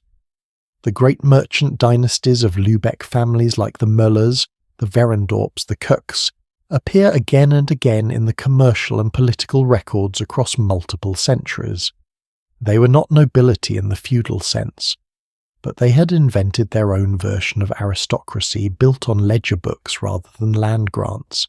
Thomas Mann, the Lübeck-born novelist who won the Nobel Prize in Literature in 1929, spent his greatest novel Buddenbrooks chronicling precisely this world. The slow arc of a Hanseatic merchant dynasty, across 4 generations, the accumulation of wealth, the crystallization of values, the eventual exhaustion of commercial vitality as culture and refinement, replaced the hungry ambition of the founders. He was drawing directly from his own family history and his own city's memory. The book is fiction, but every serious historian of the Hanseatic period recognizes it as one of the most accurate portraits of what that world actually felt like from the inside. Can I tell you about marzipan for just a moment? Because it is one of my favourite small details in this entire story. Lübeck is today one of the world's most famous producers of marzipan, the sweet almond paste confection that the city has been making for centuries and still exports across Europe. You can buy it shaped into fruits, vegetables, miniature pigs, elaborate sculptures. It is a serious local industry and a source of genuine civic pride. The origin of marzipan in Lübeck is genuinely debated. There are competing claims from various German and Italian cities. But one plausible and widely discussed theory is that Hanziatic merchants brought the recipe from Moorish Spain or the Arab world through the trade networks that connected the League's western outpost to the Mediterranean, which means there is a reasonable possibility that the sweet most associated with a wealthy northern European trading city arrived there via the same networks that carried cloth and herring and timber, that it is in some sense a small edible remnant of the extraordinary reach of the Hanseatic commercial world, an almond paste that travelled from Arab kitchens to Spanish markets to Flemish merchants to the counting houses of Lübeck, and is now being sold in tourist shops to Americans and Japanese and Brazilians who have no idea they are eating something whose arrival in their hands required centuries of interconnection. That is the Hanziatic legacy in miniature, baked into a small pink pig. Not everyone in these cities lived in a tall merchant house on Breiterstrasse, of course, and I want to make sure we do not leave this section with only the view from the prosperous top. Lübeck's old town, even at the height of its wealth, had a significant population of craftsmen, labourers, domestic servants, and the chronically poor. The city addressed, at least partially in its own way, the problem of poverty with an institution that deserves a moment of recognition. The Hospital of the Holy Spirit was built in 1286, financed by wealthy merchants who apparently understood that a functioning city required something beyond commercial infrastructure.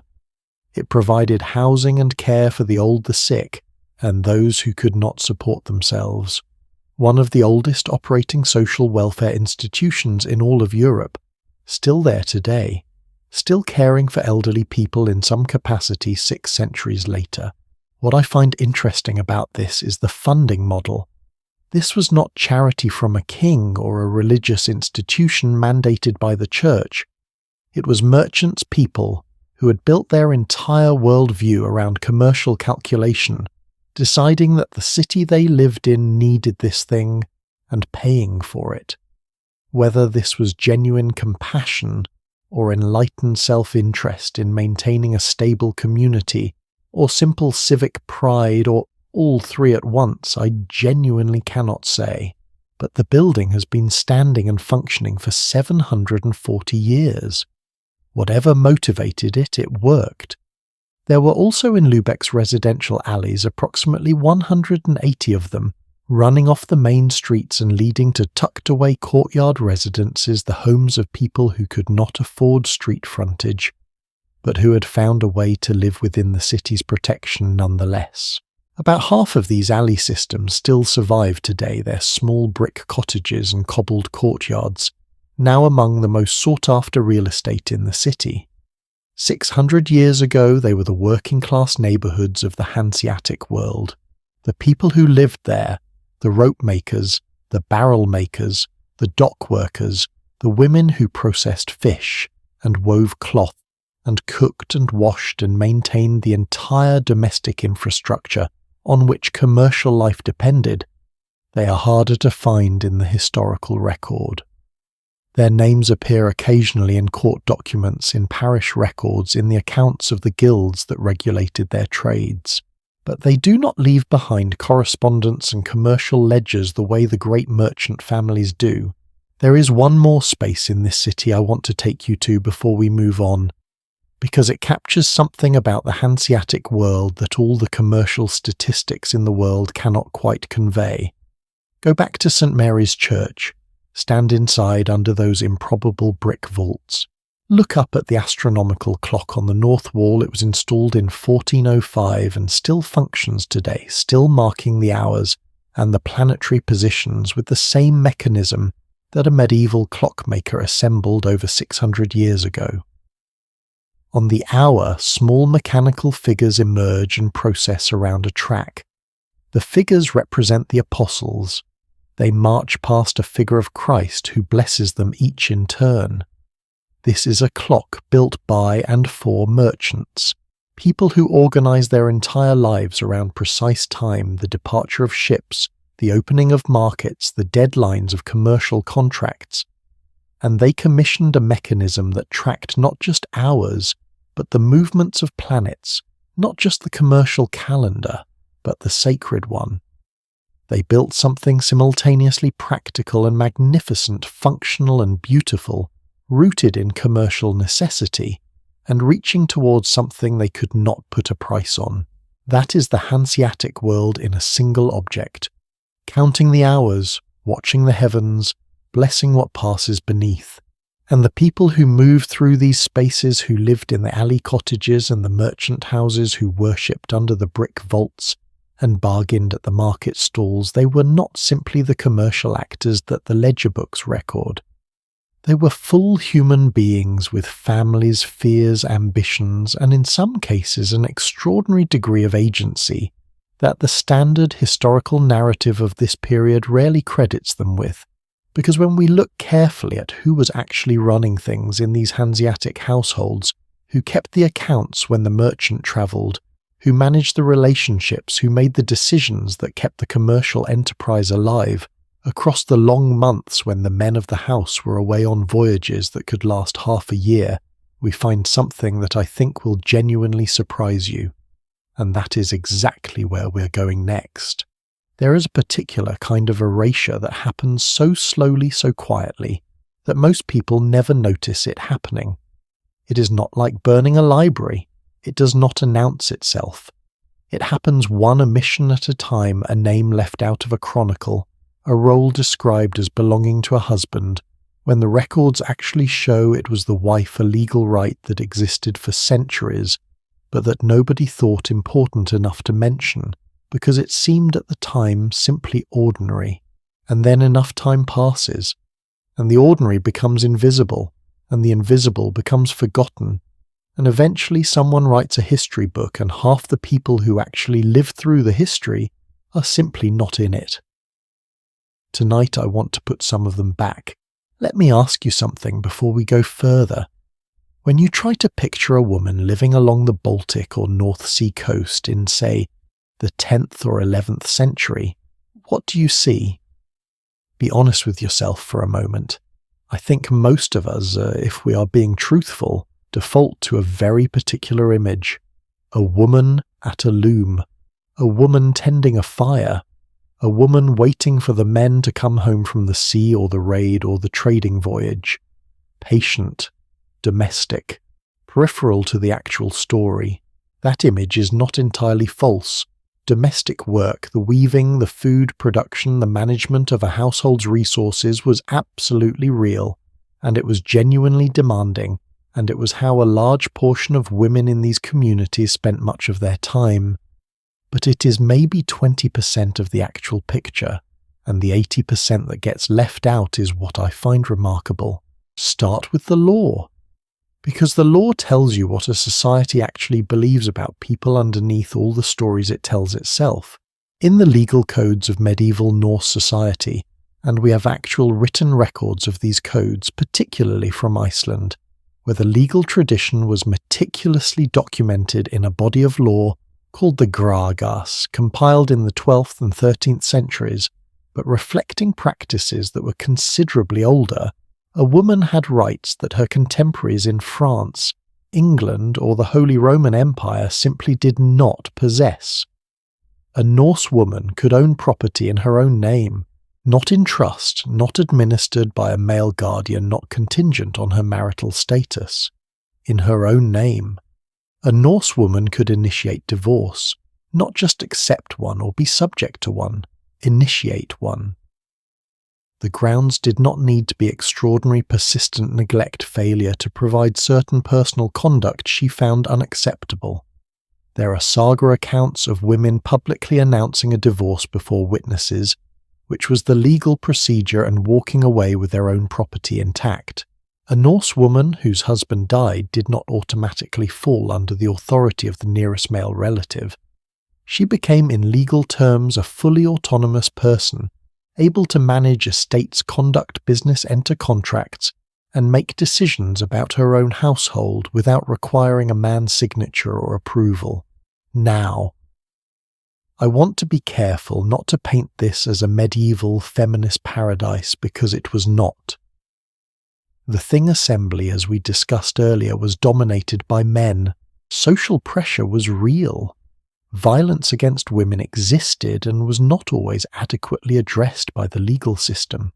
The rights on paper did not always match the experience of living. But here is the thing.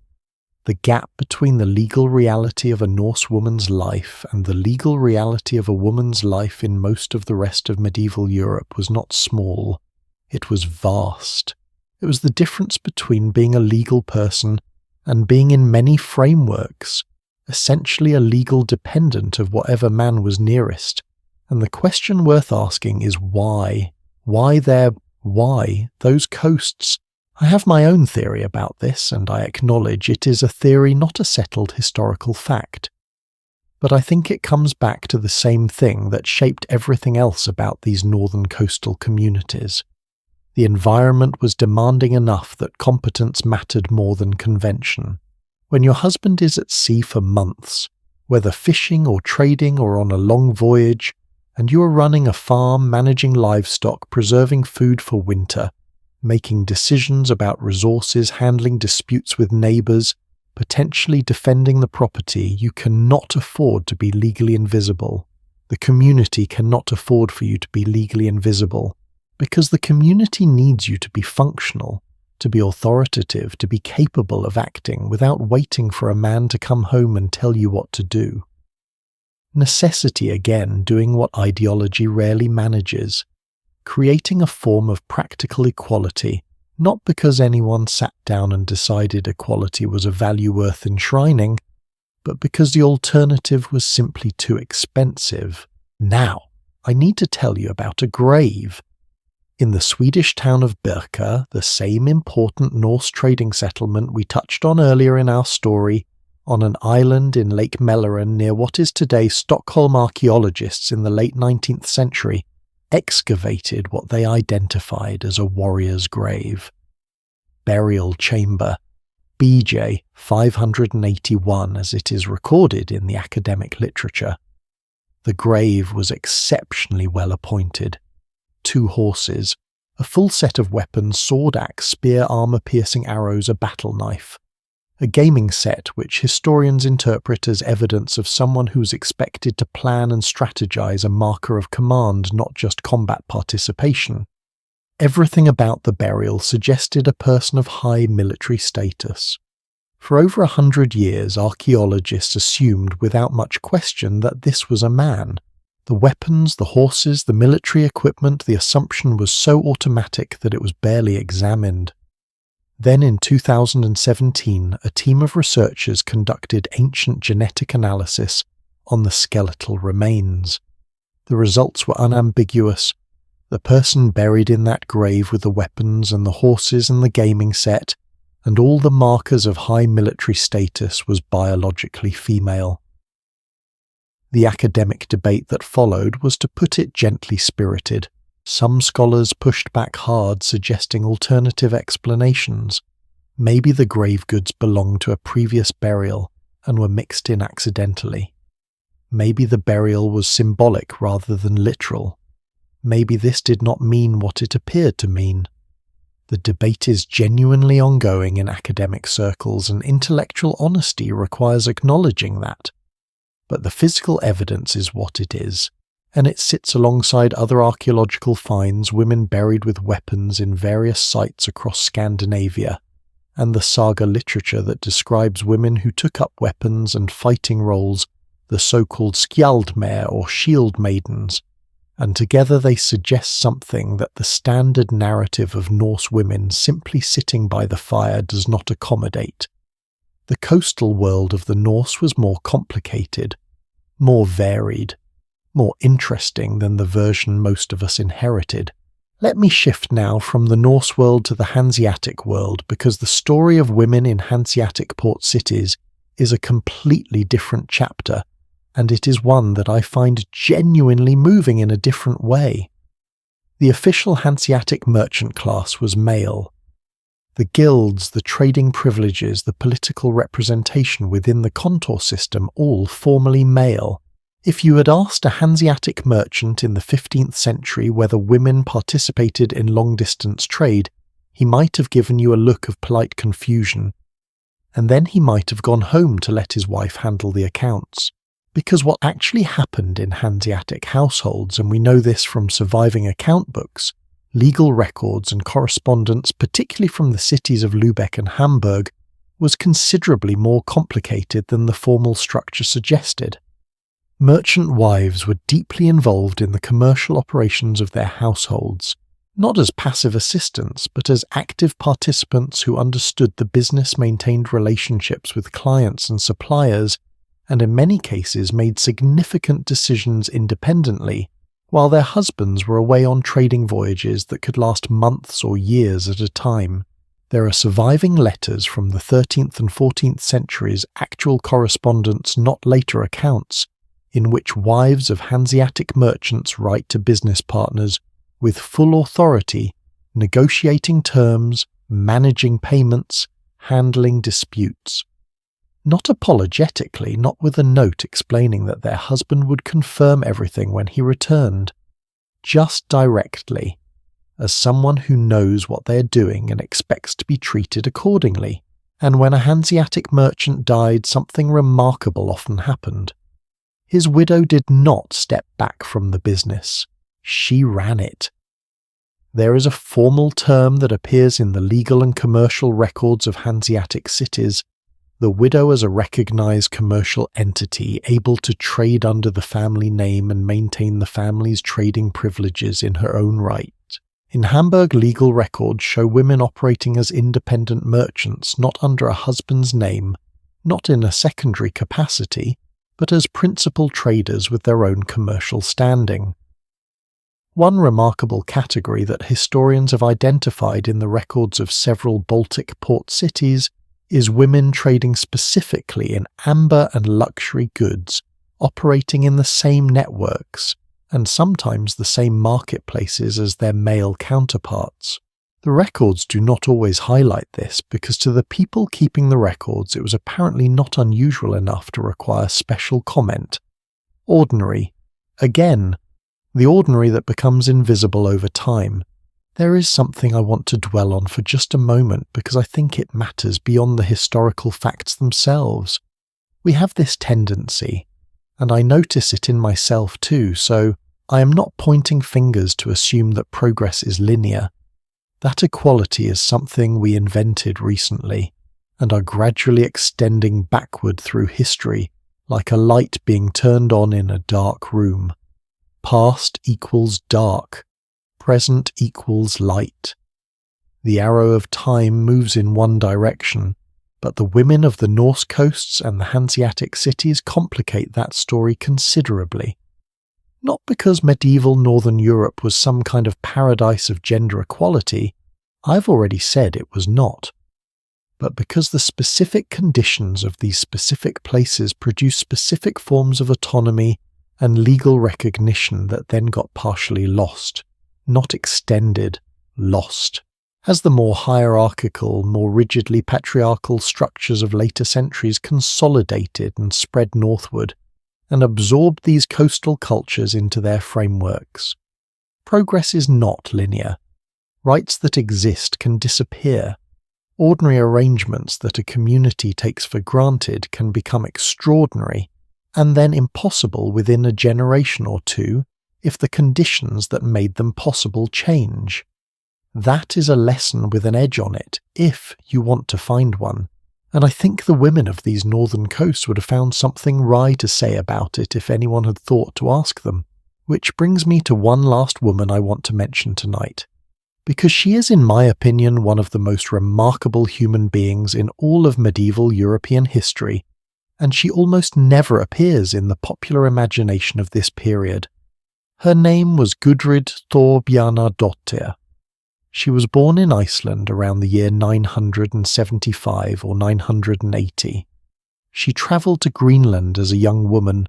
She crossed to North America to the place the Norse called Vinland in what is today Newfoundland in Canada, where she gave birth to a son named Snorri, making him very likely the first European child born in the Americas. She survived that voyage and returned, and then later in her life she made a pilgrimage to Rome, walking or travelling by ship and on foot from the North Atlantic coast of Iceland all the way to Rome. The same woman, Iceland to North America, and then to Rome in the 11th century. The sources that record her life, primarily the Vinland sagas, treat her as remarkable but not impossible. Because in the world she came from, she was not impossible. She was extraordinary, but she was built from the same material as the women around her, the legal independence, the expectation of competence, the coastal culture that had always required its women to be full participants in the life of the community. She could not have been Goodrid anywhere. She could only have been Goodrid there on those particular coasts in that particular world. And that world, for all its autonomy, for all its resilience, for all the extraordinary people it produced, was also a world that lived constantly in the shadow of something it could not control, could not negotiate with, could not impress with competence or legal standing or sheer human determination, the sea itself. Because the same waters that gave these communities everything, their food, their trade, their connections, their identity, also had the capacity to take everything back in a single night, without warning, without mercy. And the story of what those northern seas could do when they decided to remind these coastal people exactly who was in charge. That story is one of the most sobering, most human, and most strangely beautiful chapters in everything we have covered tonight. It is coming up right now. There is a town at the bottom of the North Sea, not a ruined town, not an abandoned town, a drowned one, gone completely, swallowed so thoroughly and so finally that for several centuries after it disappeared, people were not entirely sure it had ever existed at all. Its memory survived only in fragments, a name mentioned in church records, a few coins turning up in fishermen's nets, a local legend that some dismissed as pure mythology. The sort of story that gets told on dark winter evenings when the wind is loud and the firelight is low about a city of sinners who defied the sea one time too many and paid for it. The city was called Rungholt, and what happened to it on the night of January the 16th, 1362 is one of the most dramatic and sobering episodes in the entire history of the northern coasts. To understand that night, you need to understand what had been happening along the North Sea coast for the 2 centuries before it. Beginning roughly in the 11th and 12th centuries, a wave of settlers moved into the wide coastal marshes of what is today the border region of northern Germany and Denmark, a flat, fog-prone landscape where the land and the sea have always negotiated an uneasy truce. These were Frisian people, practical and resourceful, who recognized that the rich, silty marshland, if you could protect it from tidal flooding, was extraordinarily fertile. They built earthen dikes, modest ones by later standards. Historical reconstructions suggest they stood perhaps 2.5 meters above normal sea level. Just enough. Just barely enough. Behind those dikes they drained the marshes and farmed them, and here is where the first quiet catastrophe began so slowly that nobody noticed it happening. The marshland they were draining was partly peat, and when you drain peat, it compresses, it shrinks. The ground level drops. Year by year, almost imperceptibly, the land they had reclaimed was sinking, while the sea outside their dikes remained exactly where it was. By the early 14th century, in some areas of the Frisian coastline, the ground behind the dikes had sunk below the level of the sea outside them. The dikes were not protecting low-lying land from flooding. They were in some places the only thing standing between inhabited communities and water that was higher than the ground they were living on. The people living there did not fully understand this. Or perhaps some of them did and simply had nowhere else to go.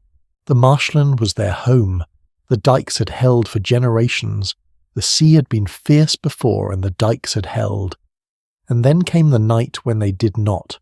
A chronicle written some years after the event describes the storm arriving, with northwesterly winds so violent that trees, mills and church towers were flattened across England and the North Sea coast simultaneously.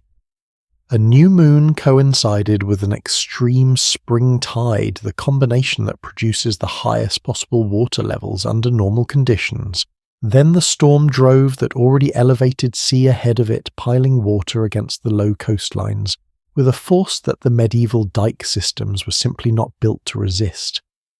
The dikes broke. In some places the water came in gently, a seeping inexorable rise that gave people hours to flee to higher ground with what they could carry. In other places, particularly on the loose, sandy and peaty soil of the Frisian outer islands, the ground did not just flood, it gave way. Entire sections of coastline slid into the sea as the soft material beneath them saturated and collapsed.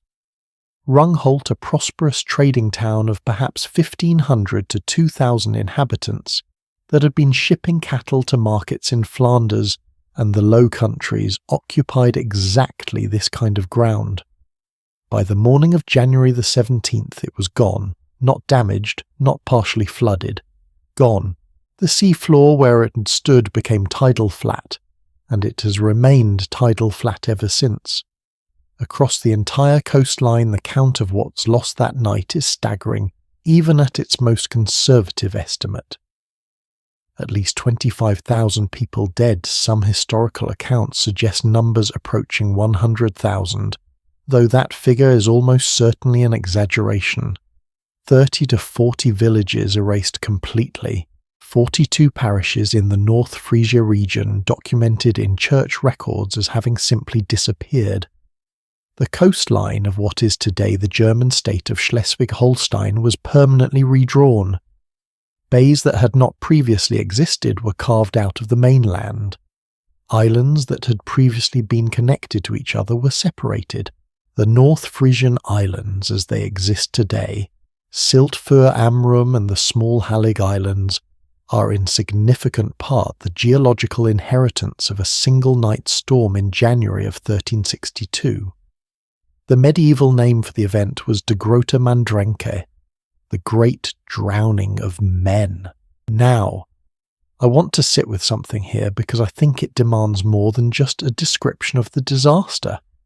The people along these coasts knew floods. This was not the first catastrophe of this kind. A nearly identical storm surge in 1219 on the same calendar date, the feast day of St. Marcellus, January the 16th, had killed an estimated 36,000 people along the coasts of what is today the Netherlands. The date was remembered. The anniversary was marked. Communities told their children what had happened. And then they rebuilt. They stayed. They went back. Why would anyone do that? Why would a community that had seen its neighbours drowned its land, destroyed its geography, permanently altered, why would it choose to remain on that same vulnerable coastline, under that same precarious arrangement, with the same capricious sea? I have thought about this question a great deal, and I do not think the answer is simply that people had nowhere else to go, though that was certainly true for some. I think it is something more complicated and more human than that. I think it is the psychology of communities that have organized their entire identity, their economy, their relationships, and their understanding of the world around a specific place, and for whom leaving that place would mean not just physical displacement, but a kind of death of the self. The sea had given everything. The sea had taken everything. And then this is the part that moves me most: the sea gave back. After the flood, the Frisians did not simply try to rebuild what they had. They built differently, better. The new dike construction that followed the 1362 catastrophe was fundamentally redesigned higher, wider, built on different principles that acknowledged what the old dikes had failed to understand about the relationship between their weight and the soft ground beneath them. The disaster became engineering knowledge. The grief became adaptation. A community that could absorb that level of loss and come back with improved infrastructure is not simply stubbornly refusing to learn.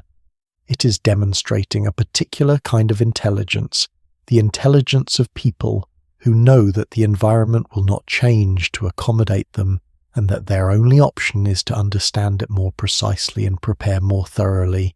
But the sea was not the only thing these coastal communities had to fear in the 14th century, because something else was travelling the trade routes at exactly the same time, moving faster in some ways than any cargo ship because it had no need of wind or tide. The Black Death arrived in Europe in October of 1347, when 12 Genoese trading ships docked at the Sicilian port of Messina after a journey from the ports of the Black Sea. The port authorities who came to meet the ships found most of the sailors dead, and the survivors covered in black suppurating swellings that announced a disease no one on the European side of the Mediterranean had encountered in living memory. The ships were ordered out of the harbour immediately. It was far too late. What those ships carried rats and fleas infested with the bacterium Yersinia pestis dispersed faster than any quarantine order could contain. Within weeks, the disease was moving through Sicily. Within months, it was in mainland Italy. Within a year, it had crossed the Alps and was advancing northward through France, Germany, and eventually England. By the year 1350, it reached Scandinavia and the Baltic coast. Here is the detail that I cannot let pass without comment. The Black Death travelled along trade routes.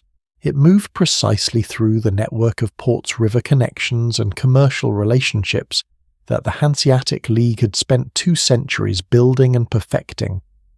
The same infrastructure that carried herring from the Baltic to Flanders and cloth from England to Riga.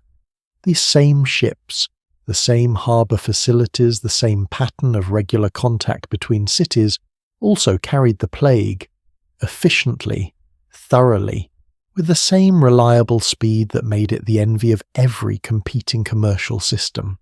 No one has ever accused the Hanseatic merchants of being reckless or careless. They were, if anything, almost obsessively attentive to risk. But no commercial risk management system of the 14th century had any framework for what was happening, because nothing like it had happened in European memory. The disease killed between 30 and 50% of the people it reached in most affected areas. In some cities, the mortality was higher. Florence lost roughly half its population. Paris was burying hundreds of dead each day at the peak of the epidemic. The Baltic and North Sea coasts were not spared. The plague moved through the Hanseatic cities with the same indifference it showed everywhere else. Lübeck was hit. Hamburg was hit. Riga, Tallinn, Gdansk, all hit. The population losses disrupted trade, left warehouses understaffed, created labour shortages that paradoxically improved conditions for surviving workers in the decades afterward, and left behind a collective psychological scar that shaped European culture for generations. What I find particularly striking about the northern coasts in this period is what the combination of flood and plague coming within 15 years of each other actually produced in terms of community response. Because there is a small detail from the plague's history that emerged from precisely this part of the world, or rather from a trading city on the Adriatic that was deeply connected to the Baltic trading network, that deserves far more attention than it usually receives. The city of Ragusa today, called Dubrovnik on the Dalmatian coast of what is now Croatia, was a significant trading partner of several Hanseatic cities. When the plague began moving through the region, the city government of Ragusa made a decision that was at the time completely unprecedented. They required all ships arriving from infected areas to anchor at a distance from the harbour for 30 days before anyone came ashore. 30 days of enforced isolation. If no one developed symptoms in that time, the ship could dock. The practice was later extended to 40 days. In Italian 40 is quaranta. The practice became known as quarantina.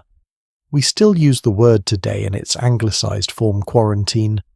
The entire global practice of disease isolation that became one of the most powerful tools of public health in human history traces its name and its conceptual origin to a Dalmatian port city's pragmatic response to a crisis in the 1400s. A crisis that travelled to that port on ships from the same trade network that connected the Baltic shore to the rest of the known world. I want to ask you something, and I mean this genuinely. When you think about the communities that went through all of this, the Grote Mandrenke, the plague, the ordinary grinding hardship of fishing and farming in a demanding climate, do you see fragility? Do you see people defined by what broke them? Or do you see something else? Because I see something else. I see communities that developed out of absolute necessity, a relationship with catastrophe that is almost philosophical in its maturity. They did not pretend the catastrophe would not come. They did not build their emotional and cultural life around the pretense of safety. They built it around a clear-eyed acknowledgement of vulnerability, and they invested their energy in understanding the mechanisms of disaster, in building better dikes, in developing quarantine practices, in creating mutual aid networks that could absorb loss without dissolving the community. There is a Low German phrase that North Frisian communities kept in their folklore long after the Grote Mandrenke. It translates roughly as the sea takes and the sea gives, and neither the taking nor the giving follows any law we were made to understand. It is not a despairing phrase. It is an honest one. It does not ask the sea to be fair. It simply acknowledges the terms of the arrangement and gets on with the business of living within them. That seems to me like wisdom. The kind of wisdom that does not come from books or philosophy, but from generations of standing at the edge of something larger than you and choosing to stay. The 14th century, all things considered, was not kind to the people of the northern coasts. Flood, plague, the slow erosion of the Hanziatic commercial order that had given many of these communities their structure and their prosperity. And yet in the second half of that same brutal century, something else was already well underway along the eastern Baltic shore, something that had begun more than a century earlier, and that had been reshaping the spiritual, political, and daily lives of the people there in ways that were in some respects even more profound than any storm surge. It had come not from the sea but from the south and the west, with banners and blades and a cross stitched on a white mantle, and the people who received it, who had been living their own spiritual lives in their sacred groves and beside their sacred fires for thousands of years before anyone told them they were doing it wrong, had a great deal to say about that arrival. Not all of it, unfortunately, was heard. Something worth sitting with before we go any further. We have spent this entire journey talking about people who are defined by the sea, by the rhythms of tide and storm, by the amber washing onto their beaches, by the herring runs and the trading routes, and the extraordinary civilizations they built from cold air and stubborn determination. And through all of it, underneath the commerce and the politics and the architecture, there was always something else, a set of beliefs, a way of understanding the world that had nothing to do with the god that the rest of Europe was praying to. Because the Baltic coast was the last place in Europe where the old ways survived. Not the last place by a few years, by centuries. While the rest of Western and Central Europe had been officially Christian since the 4th, 5th, 6th century, the people living along the eastern Baltic shores were still doing something entirely different. Something older. Something rooted in the forests and the rivers and the amber-coloured sea itself. And then the men with crosses on their cloaks arrived, and the world along these northern shores changed forever in ways that were far more complicated, far more morally difficult, and far more interesting than the word conversion usually suggests. Let me tell you first about what those old ways actually looked like. because I think they deserve more than a footnote. The indigenous peoples of the eastern Baltic coast, the Old Prussians, the Latvians, the Lithuanians, the Estonians, each had their own distinct traditions, but they shared a broadly similar spiritual framework. Nature was not background. It was the thing itself. Sacred groves existed throughout the Baltic landscape, specific trees, specific clearings, specific hillsides where the divine was understood to be most present. Cutting down a sacred oak without ritual acknowledgement was not simply impolite. It was a transgression against the fabric of the world. Fire held a central place in Baltic religious life. In Lithuania and in the territories of the Old Prussians, sacred flames were maintained by dedicated priests and priestesses' flames that were never allowed to go out tended continuously as expressions of divine presence in the community.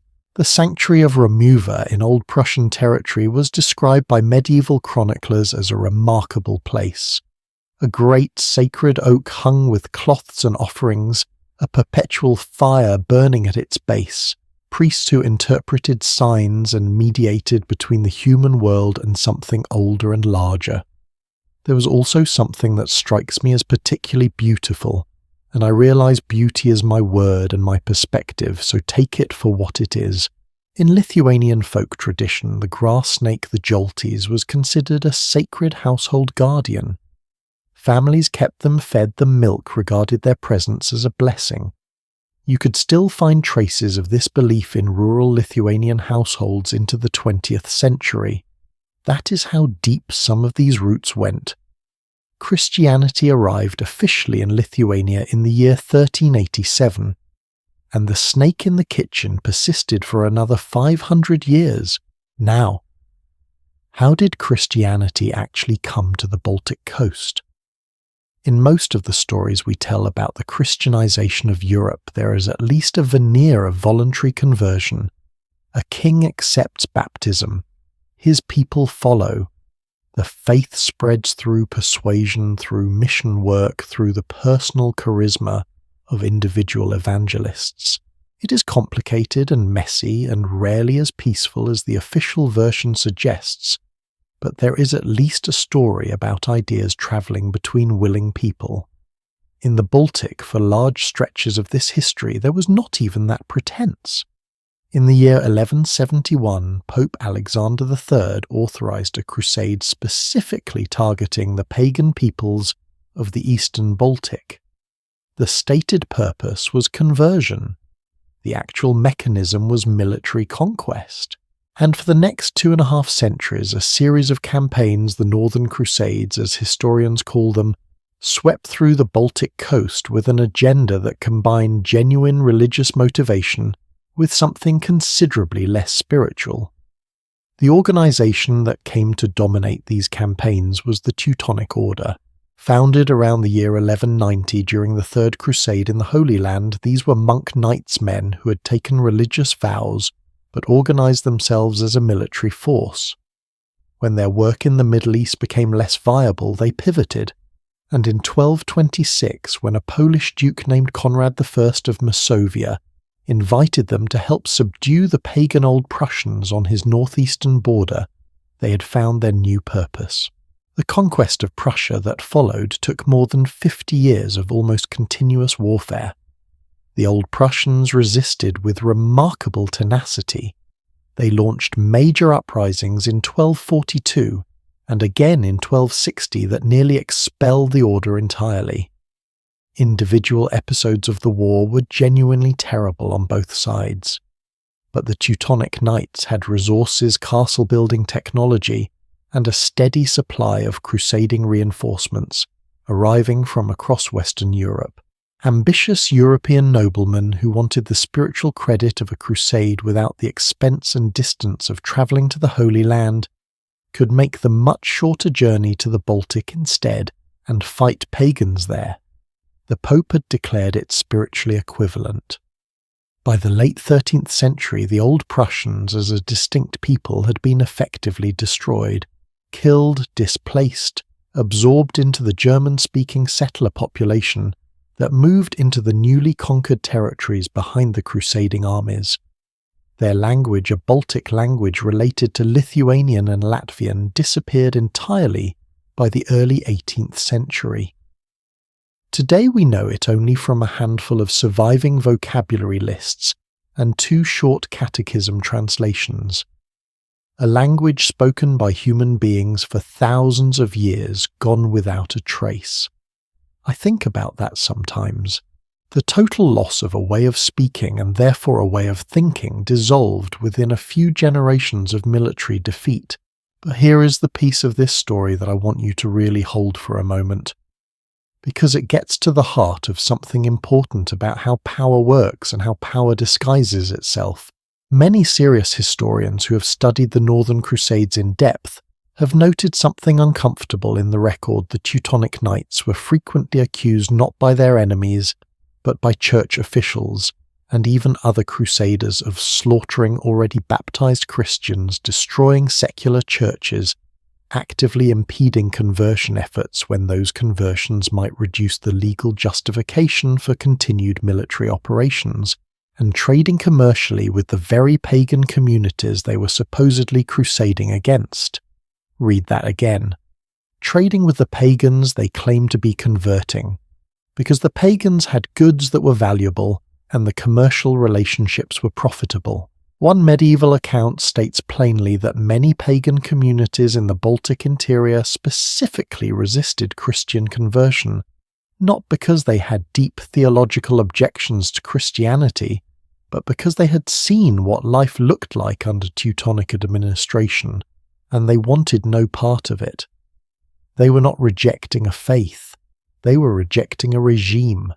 That distinction matters. It matters enormously. And I think it is one of the most honest things I can tell you about this entire period. And nowhere does the gap between religious mission and economic reality become more visible than in the story of amber. Back at the very beginning of our journey tonight, we talked about amber as the first great export of the Baltic coast, the ancient trade, the fossilized gold that reached Egypt and Troy and Rome across thousands of years and thousands of miles. By the medieval period, that trade was still enormously valuable. Amber was used in rosary beads, in luxury decorative objects, in the kind of high-status goods that the wealthy across Europe desired. The Teutonic Knights understood this perfectly. In the year 1264, a formal agreement was reached under which all lands along the Baltic coast known to produce amber were transferred to the control of the Teutonic Order. The Archbishop of Sambia received 1/3 of all collected amber. The knights kept the rest. And in exchange for this arrangement, something quite extraordinary was decided. Any person found collecting amber on the beaches without authorization from the order, any local person, any ordinary man or woman simply doing what their ancestors had done on those same beaches for 5,000 years would be executed. Not fined, not imprisoned, executed. There was actually an official position created in Königsberg, the city the Teutonic Knights had founded in 1255, and named in honor of King Ottokar II of Bohemia, the city that exists today as Kaliningrad in Russia, specifically to enforce this monopoly. An officer whose duties included carrying out death sentences for unauthorized amber collection. Think about that for a moment.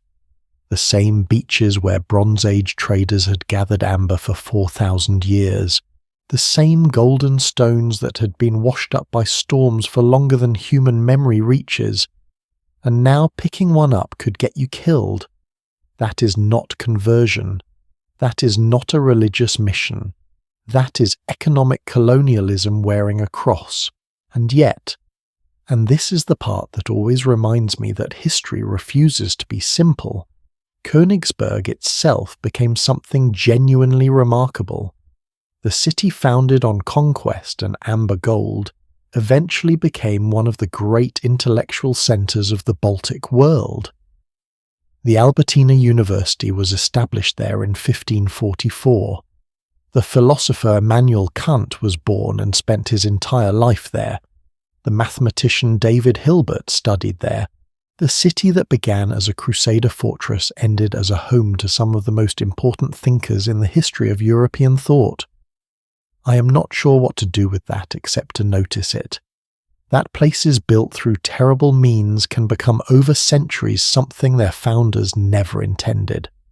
That the ground under a university library does not remember the reason the city was built, but the ideas produced there persist regardless. The Teutonic Knights, for all their military and economic power, were not invincible. They had an appointment with humiliation that came on a specific day, in a specific field in what is today northern Poland. July the 15th, 1410.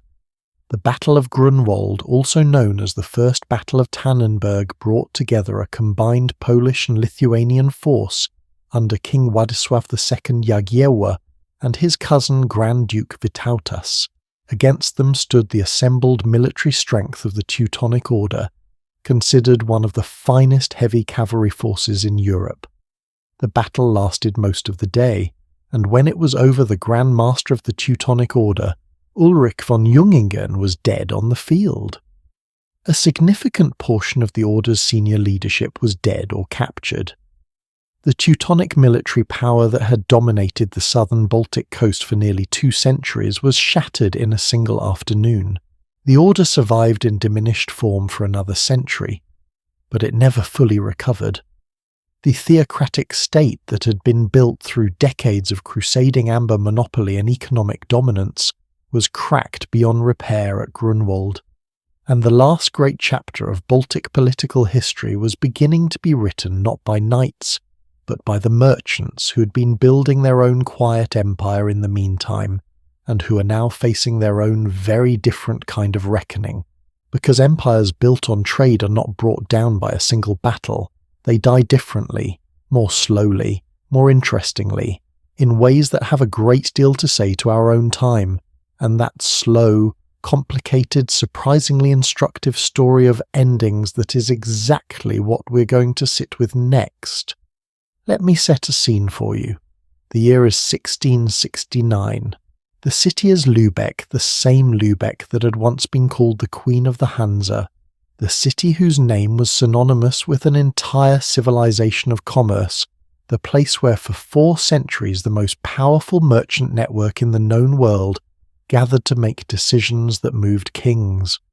On a particular day in the spring of that year, representatives from member cities of the Hanziatic League arrived for what will be the organization's final formal assembly, the Hanziatic Diet, the gathering that had once drawn representatives from over 170 cities from London to Novgorod, from Bergen to Krakow, the gathering that had once dictated terms to monarchs and blockaded entire kingdoms. 9 cities showed up. 9. Out of more than 200 that had once proudly carried the Hanziatic name, and after that meeting, which by all accounts was brief, subdued, and largely concerned with the practical question of what to do with the remaining shared assets, the Hanziatic League simply ceased to exist, not with a battle, not with a treaty forced upon it by a conquering enemy, not with fire or flood or plague. It ended with 9 cities in a room looking at each other and quietly acknowledging that the thing they had gathered to represent was already for all practical purposes gone. I find that image almost unbearably poignant, and I find it enormously instructive, because here is the question that I think this moment demands we ask, and I want you to really sit with it, not just let it slide past.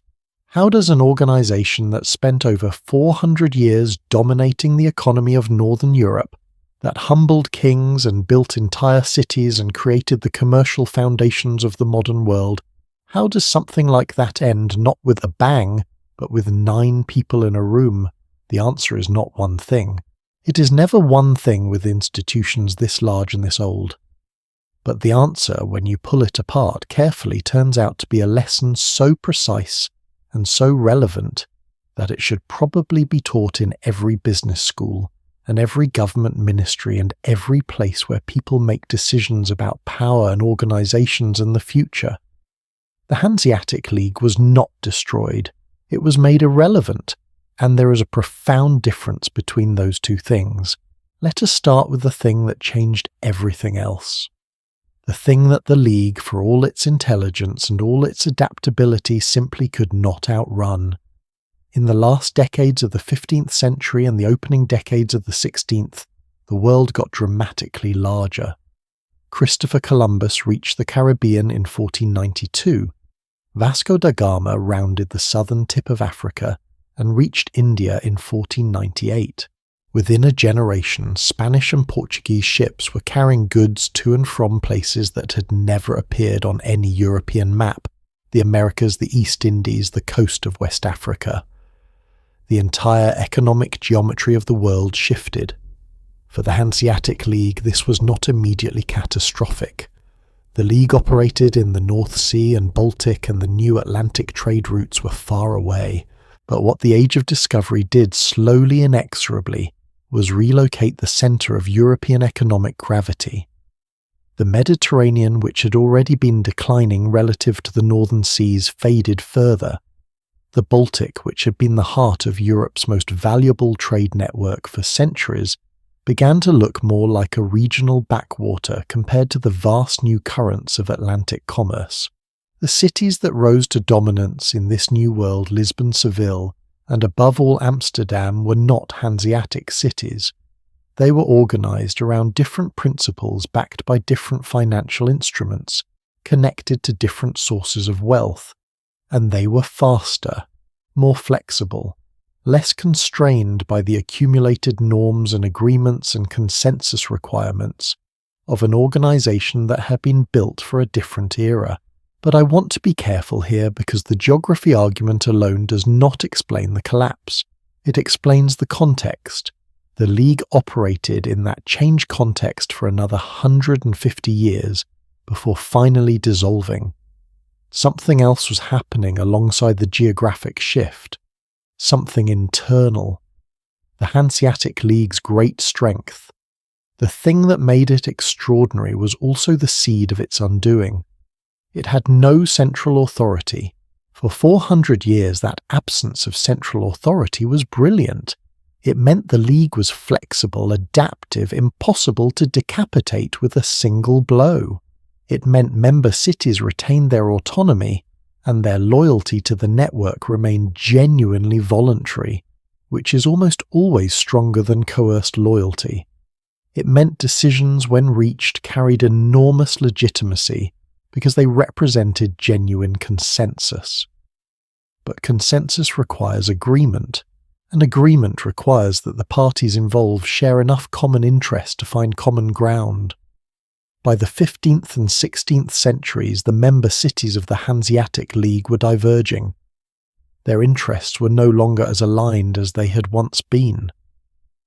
The western cities Hamburg, Bremen, Cologne were increasingly drawn into Atlantic trade networks, and had growing relationships with the emerging naval powers of England and the Dutch Republic. The eastern cities, Danzig, Riga, Tallinn, remained more focused on the Baltic and had different concerns, different threats, different political masters to deal with.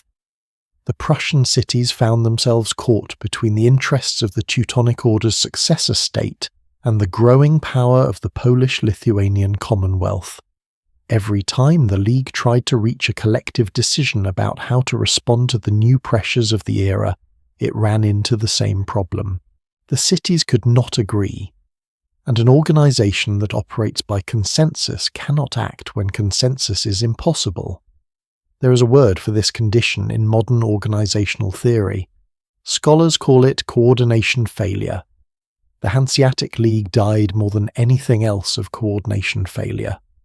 The same horizontal structure that had been its genius became, when the environment changed fast enough, its paralysis. And then the Dutch arrived. And if the Hanziatic League had a single, most painful lesson delivered to it, a moment where the future showed up and made clear that the old way of doing things was finished, it was the rise of what historians sometimes call the Dutch Golden Age. In the late 16th and early 17th centuries, the Dutch Republic became the most economically dynamic, most commercially innovative, most globally connected society in the world. And they did it by taking everything the Hanziatic League had built and improving it in ways that the League, constrained by its own traditions, could not match.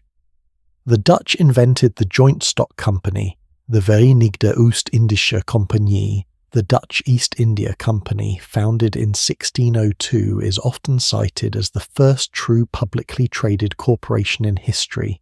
They created a stock exchange in Amsterdam in 1602 that allowed investors to buy and sell shares, fluidly a financial instrument of unprecedented flexibility that mobilized capital on a scale the old merchant networks of the Hansa could not compete with.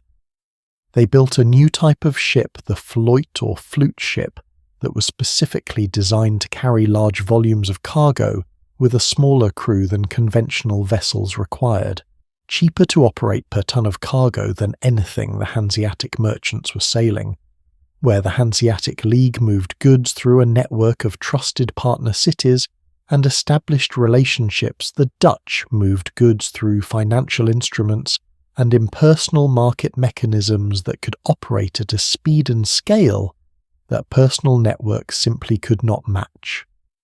I want to sit with that for a second, because I think it is one of the most important dynamics in all of economic history, and it plays out over and over again in different forms, across different centuries. The personal network versus the institutional market, the trusted relationship versus the liquid financial instrument. The League had always operated on the first of those things, on reputation, on established partnerships, on norms that were embedded in communities of people who knew each other, and it worked magnificently, until it met something faster. There was also a specific episode that in retrospect tells you almost everything you need to know about where the Hanseatic League stood relative to its Dutch rivals by the early 17th century. The city of Danzig today, called Gdansk in Poland, had been one of the most important Hanseatic ports on the Baltic. It was the city through which enormous quantities of Polish grain flowed, westward the city that had grown wealthy on the Baltic grain trade that fed the rest of Europe. Danzig was in many ways the eastern anchor of the Hanseatic network. In the early 17th century, Dutch merchants essentially walked into the Baltic grain trade and took it.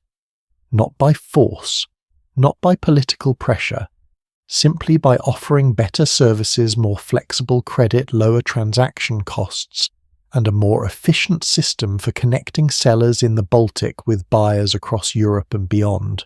Danzig merchants, faced with the choice between the old Hanseatic way and the Dutch way, increasingly chose the Dutch way, because the Dutch way made them more money. An organisation cannot survive its own members preferring its competitors. That is not a political crisis. That is a market verdict, and market verdicts, when they are clear enough, are essentially unanswerable. Now, I've been talking about economics and geopolitics, and I want to make sure I'm not leaving you with a picture that is too bloodless. Because the collapse of the Hanseatic League was also experienced by actual human beings as a series of very personal crises. The merchants whose family businesses had operated inside the Hanseatic framework for generations. The cities that had built their entire identity around their Hanseatic membership. The workers in the warehouses and on the docks who depended on the trade flows the League had organised. The 30 Years' War, which devastated Central Europe from 1618 to 1648, and coincided almost exactly with the League's terminal decline, made everything worse. The war disrupted trade routes, destroyed cities, killed enormous numbers of people, and created a level of political and economic instability that was almost impossible for a consensus-based organisation to navigate. Several Hanseatic cities were occupied, damaged, or economically crippled during the war. By the time the Treaty of Westphalia ended the conflict in 1648, just 21 years before that last nine-city meeting in Lübeck, the League had already lost so much of its practical function that continuing it was more an act of institutional habit than of genuine utility. And here is something I think about quite a bit. The Treaty of Westphalia, which ended the 30 Years' War, is usually described by historians as one of the foundational moments of the modern international order. It established the principle of state sovereignty, the idea that nations are the primary actors in international relations, that they have exclusive authority within their own borders, and that other nations are generally not entitled to interfere in that authority. That principal state sovereignty was essentially the philosophical obituary of the Hanziatic League, because the League had operated in the space between states, in the gaps of sovereignty, in the places where there was no single authority powerful enough to dictate terms, and where a voluntary network of cities could fill that space with their own norms and their own power. Once the nation-state consolidated, once every piece of territory in Europe was firmly inside the jurisdiction of a sovereign power, with the ability and the will to regulate commerce on its own terms, the space the Hanziatic League had occupied simply shrank and eventually disappeared. You cannot be a stateless trading confederation in a world of strong nation-states. The two things are in the long run incompatible. So what is the lesson? Because I think there is one, a real one, not a bumper sticker. The lesson I keep returning to is this: the Hanziatic League succeeded because it was perfectly adapted to a specific set of conditions: political fragmentation, limited state capacity, the dominance of personal trust networks in long-distance commerce, the particular economics of Northern European trade in the medieval period.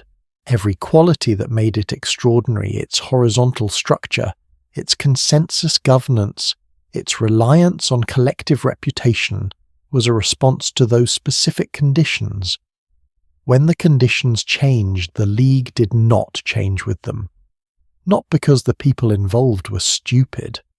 Some of them were extraordinarily intelligent and commercially sophisticated, but because changing the fundamental structure of an organization that has operated in one mode for 4 centuries is not a technical problem. It is a human problem.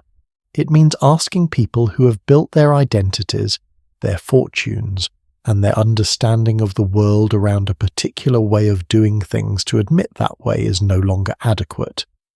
And that is one of the hardest things any human being is ever asked to do. I find myself thinking, and maybe you will too, about the organizations and systems in our own time that are extraordinarily well adapted to the world as it was, and less obviously suited to the world as it is becoming. I am not going to name them because that is not my job tonight. But I think you can fill in the blank for yourself. It is not a short list. 3 cities kept the Hanziatic name formally as part of their official designation for centuries after the League dissolved. Hamburg, Bremen and Lübeck still carry the prefix to this day. The official name of Hamburg in German is Freie, und Hansestadt Hamburg, the free and Hanseatic city of Hamburg. Bremen calls itself Freie Hansestadt Bremen. They kept the name not as a business designation, but as a statement of identity, a memory of what they had been, a reminder that these cities had once been part of something that answered to no single king, that had built its own laws and its own standards and its own way of ordering the world, and that had done so with extraordinary success for an extraordinarily long time. There is something quietly defiant about that, something that says we were here, we built something real, and even though it is gone, we remember what it meant. And I think that sentiment, the instinct to carry forward the memory of something that once worked beautifully even after it has passed, is one of the most human things there is, which brings us, almost without my meaning it too, to the final question of this whole evening. We have travelled from prehistoric Baltic beaches to the ruins of a 400-year-old merchant empire. We have met fishermen and shield maidens, Crusader knights and Hanseatic merchants, amber traders and Norse lawmakers. We have watched civilizations rise and fall and leave behind things they never intended to leave behind. And now I want to ask, what is still here? What did all of this actually leave us? What does the 21st century owe to those cold grey shores, that the Romans thought were the edge of the world? The answer is in the very last part of our story, and it might surprise you.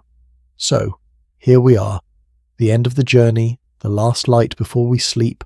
We started tonight on a cold Baltic beach before the sun was up, with a piece of amber glowing in someone's hand, and a world that the Romans had written off as too dark and too far and too unimportant to understand.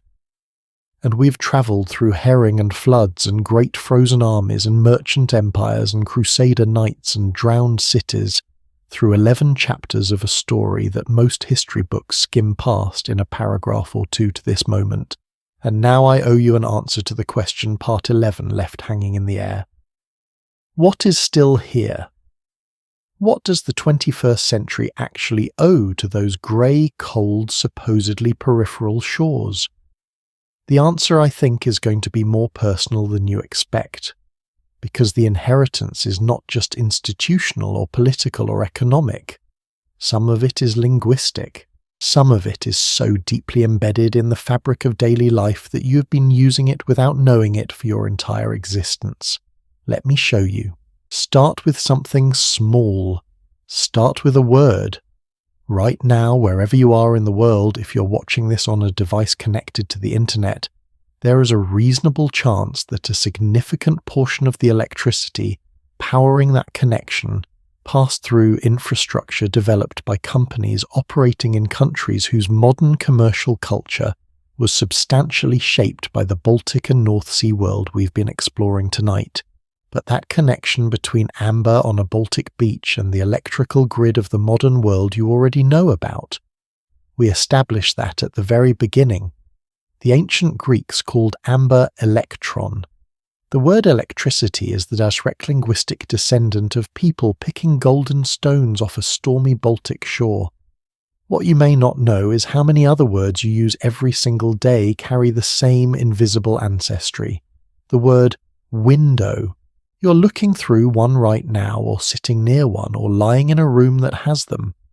Window comes from the Old Norse vindauga, literally wind eye, the opening in a wall that lets the wind see in, or the person inside see the wind out.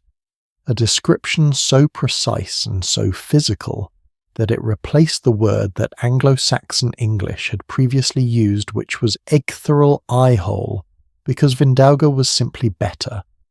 More evocative, more alive, the word sky.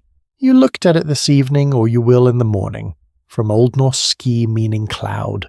The Norse sailors who navigated the North Sea and Baltic by watching the colour of the sky, reading it, studying it, arguing about what it meant for the next 24 hours of their lives, gave their word for the upper atmosphere to the English language sometime in the medieval period, where it quietly displaced older Anglo-Saxon alternatives and became the only word we now have for the vast blue thing above our heads. The word law, from Old Norse log, the plural of lag, meaning that which is laid down. The thing assembly, which we talked about earlier in our journey, operated according to laws that were literally recited, laid down verbally in public before the community.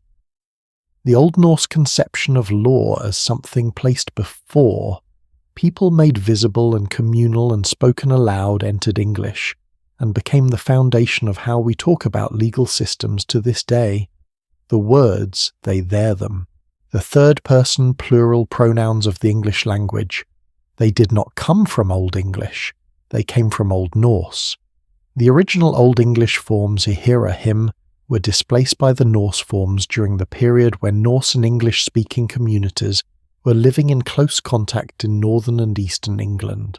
Every single time you say they or their or them, which is to say constantly in every conversation of your life, you're using words that arrived in your language because Norse traders and settlers moved through the North Sea world and brought their grammar with them.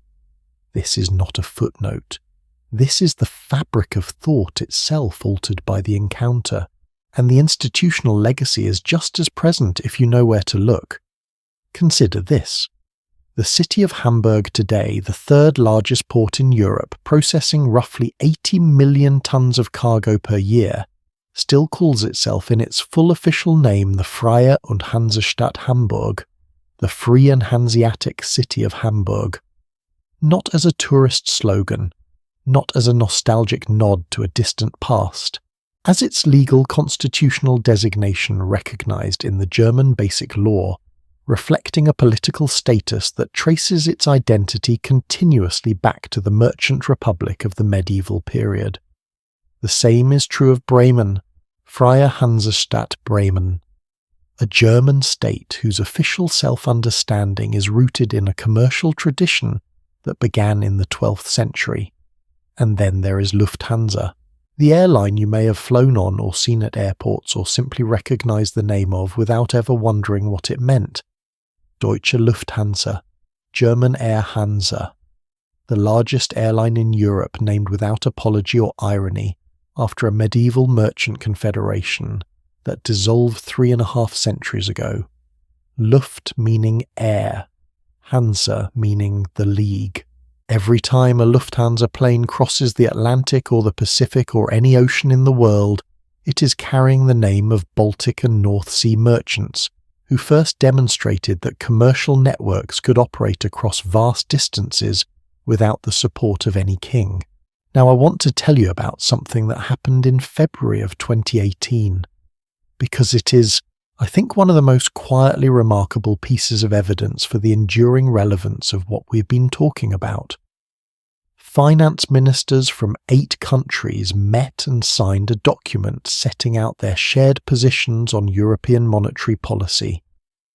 The countries were Denmark, Estonia, Finland, Ireland, Latvia, Lithuania, the Netherlands and Sweden. Small to medium nations, Northern European nations, nations whose economic cultures have been shaped over centuries by the same Baltic and North Sea commercial tradition we have traced tonight. They named their group the new Hanziatic League, not as a historical joke, not as a bit of charming medieval cosplay, as a genuine statement of shared identity and values, fiscal conservatism, trade, openness, rule-based economic governance, suspicion of large centralized power telling smaller members what to do. All the core principles of the original league translated into 21st century monetary policy. The medieval merchant confederation that officially dissolved in 1669 in a room with 9 representatives where once there had been hundreds is still naming international political alliances. That is a very long afterlife for an organisation with no king, no army, and no permanent headquarters. But here is the inheritance I find most profound, the one that is most difficult to see precisely because it is so thoroughly absorbed into the structures we take for granted. The Hanziatic League created imperfectly contradictorily, with all the limitations and blind spots of its era, a model for organising human cooperation that was genuinely new in the world. The model said you do not need a sovereign authority at the top. You do not need a king to grant the framework within which commerce happens. You can build the framework yourself from the bottom up through voluntary agreement, through shared rules that serve everyone's interests, through a reputation system that disciplines members more effectively than any external enforcement mechanism. This model failed eventually. We talked about how and why it failed in Part 11. The nation-state won that particular historical competition, but the model did not disappear. It went dormant, and then it reappeared in different forms in different contexts across the following centuries. The founders of the European Union were explicit about this. The historian Philippe Dollinger, who wrote the definitive study of the Hanziatic League in the 20th century, described the League as the forerunner of the European project, not as a metaphor, as a literal ancestor and earlier attempt to solve the same fundamental problem that the EU was trying to solve. How do you get independent states each with their own interests and identities to cooperate consistently enough that everyone benefits from the cooperation? How do you build a framework that is strong enough to function, but flexible enough to accommodate members who will never fully surrender their autonomy. The Hanziatic merchants did not answer that question finally or permanently, but they asked it first. They built the first serious experimental answer in the Baltic and North Sea world, and they ran it for 400 years, and when it failed, it left behind enough wreckage and enough memory that the people who came afterward had at least one data point to work with. There is also a more personal kind of legacy that I want to sit with for a moment before we close. We have talked tonight about people who lived in conditions of genuine difficulty. The Norse fisherman before dawn, the woman running the household for months while her husband was at sea, the Baltic coast community rebuilding its dikes after a flood that killed thousands, the young merchant in Bergen learning to survive a winter in a commercial compound far from home. These were not easy lives. The hardship was real and constant and sometimes fatal, and yet across all of those lives certain qualities reappear so consistently that they begin to feel like something essential, something that the environment itself selected for generation after generation. A particular kind of pragmatic resilience, a willingness to build cooperative structures with people you might otherwise compete with, because the alternative, going it alone in a genuinely hostile environment, was simply worse.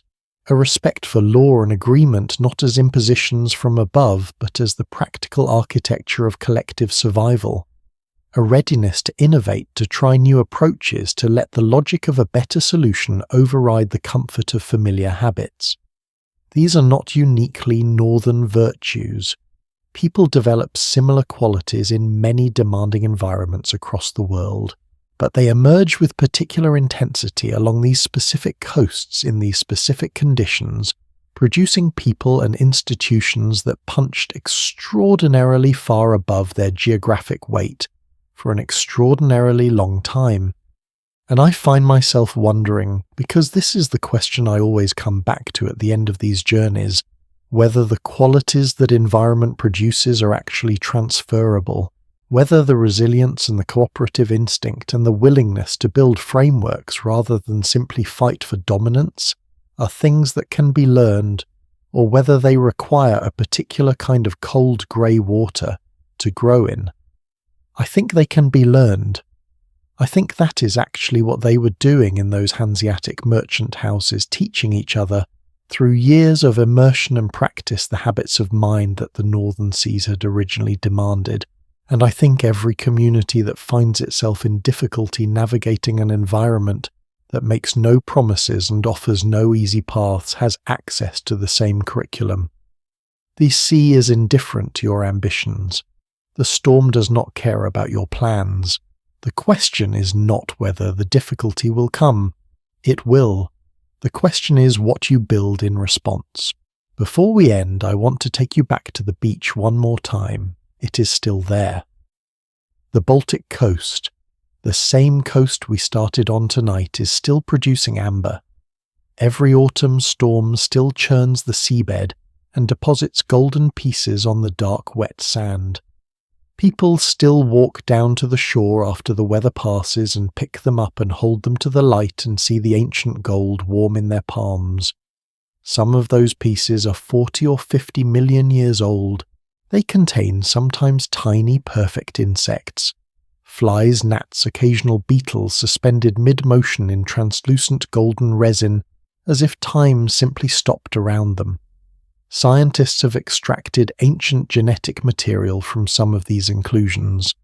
The insects are so perfectly preserved that researchers have been able to read biological information that would otherwise have been lost completely, information about ancient ecosystems, ancient diseases, ancient evolutionary relationships. The amber is in this quite literal sense a hard drive, a storage medium that predates all human technology, carrying information forward through time at no cost, with no maintenance, with no infrastructure required beyond the willingness of the next generation of coastal people to walk down to the water and pick up what the sea leaves behind. This has been going on for 40,000 years. It is going on tonight somewhere on the Baltic shore, even as we sit here together in the dark. And somewhere in a museum in Cairo, the pectoral breastplate of Tutankhamun still contains its Baltic amber beads. A pharaoh's treasure connecting two shores across 3,000 years and 3,000 miles through no mechanism more complicated than the human desire to have beautiful things and the human willingness to travel impossible distances to get them. That is what these coasts gave the world. Not just fish and ships and commercial law and the pronouns of the English language, not just the framework for what would eventually become the European Union or the conceptual ancestor of the world's largest airline. Those are the measurable things, the things that fit in a sentence or a statistic. What these coasts also gave the world, what I believe is the deepest and most durable part of the inheritance, is a particular kind of argument. An argument made not in words but in action across centuries of evidence. The argument that ordinary people in difficult places without anyone's permission can build something extraordinary. Not in spite of the difficulty, but because of it. Because the difficulty required them to be more cooperative, more creative, more attentive to the world around them than comfort would have allowed. The grey seas were not a disadvantage, they were the curriculum. Well, we've come a long way together tonight. From a Baltic beach in the Stone Age to a merchant republic in the 15th century, to the name of a modern airline and the pronouns in your own mouth. From amber on the shore of Egypt to 9 cities in a room in Lübeck in 1669 quietly acknowledging an ending. From a fisherman before dawn to a woman running a commercial empire from a merchant house in Hamburg, while the official records recorded someone else's name. These were real people. They lived fully loved, stubbornly built things that outlasted them by centuries and died in floods and plagues and ordinary old age and the kind of anonymous exhaustion that does not make it into history books. They deserve to be remembered. And I am deeply glad we spent this time remembering them together. If this journey meant something to you tonight, if you find yourself thinking about amber differently, or about the sea, or about the extraordinary persistence of ordinary human beings in the face of what the world hands them, please leave a comment below and tell me what landed for you. I genuinely read every single one, and knowing which parts of these stories reach people is how I figure out which stories to tell next. If you have been with me through this whole evening and you are not yet subscribed, this is the moment to change that, because there are a dozen more journeys like this one waiting, and I would love for you to be there for them. But for right now, wherever you are, whatever your own particular grey sea looks like, I hope you sleep well. The shore will still be there in the morning, and the amber patient, as it has always been, will still be glowing in the sand. Good night.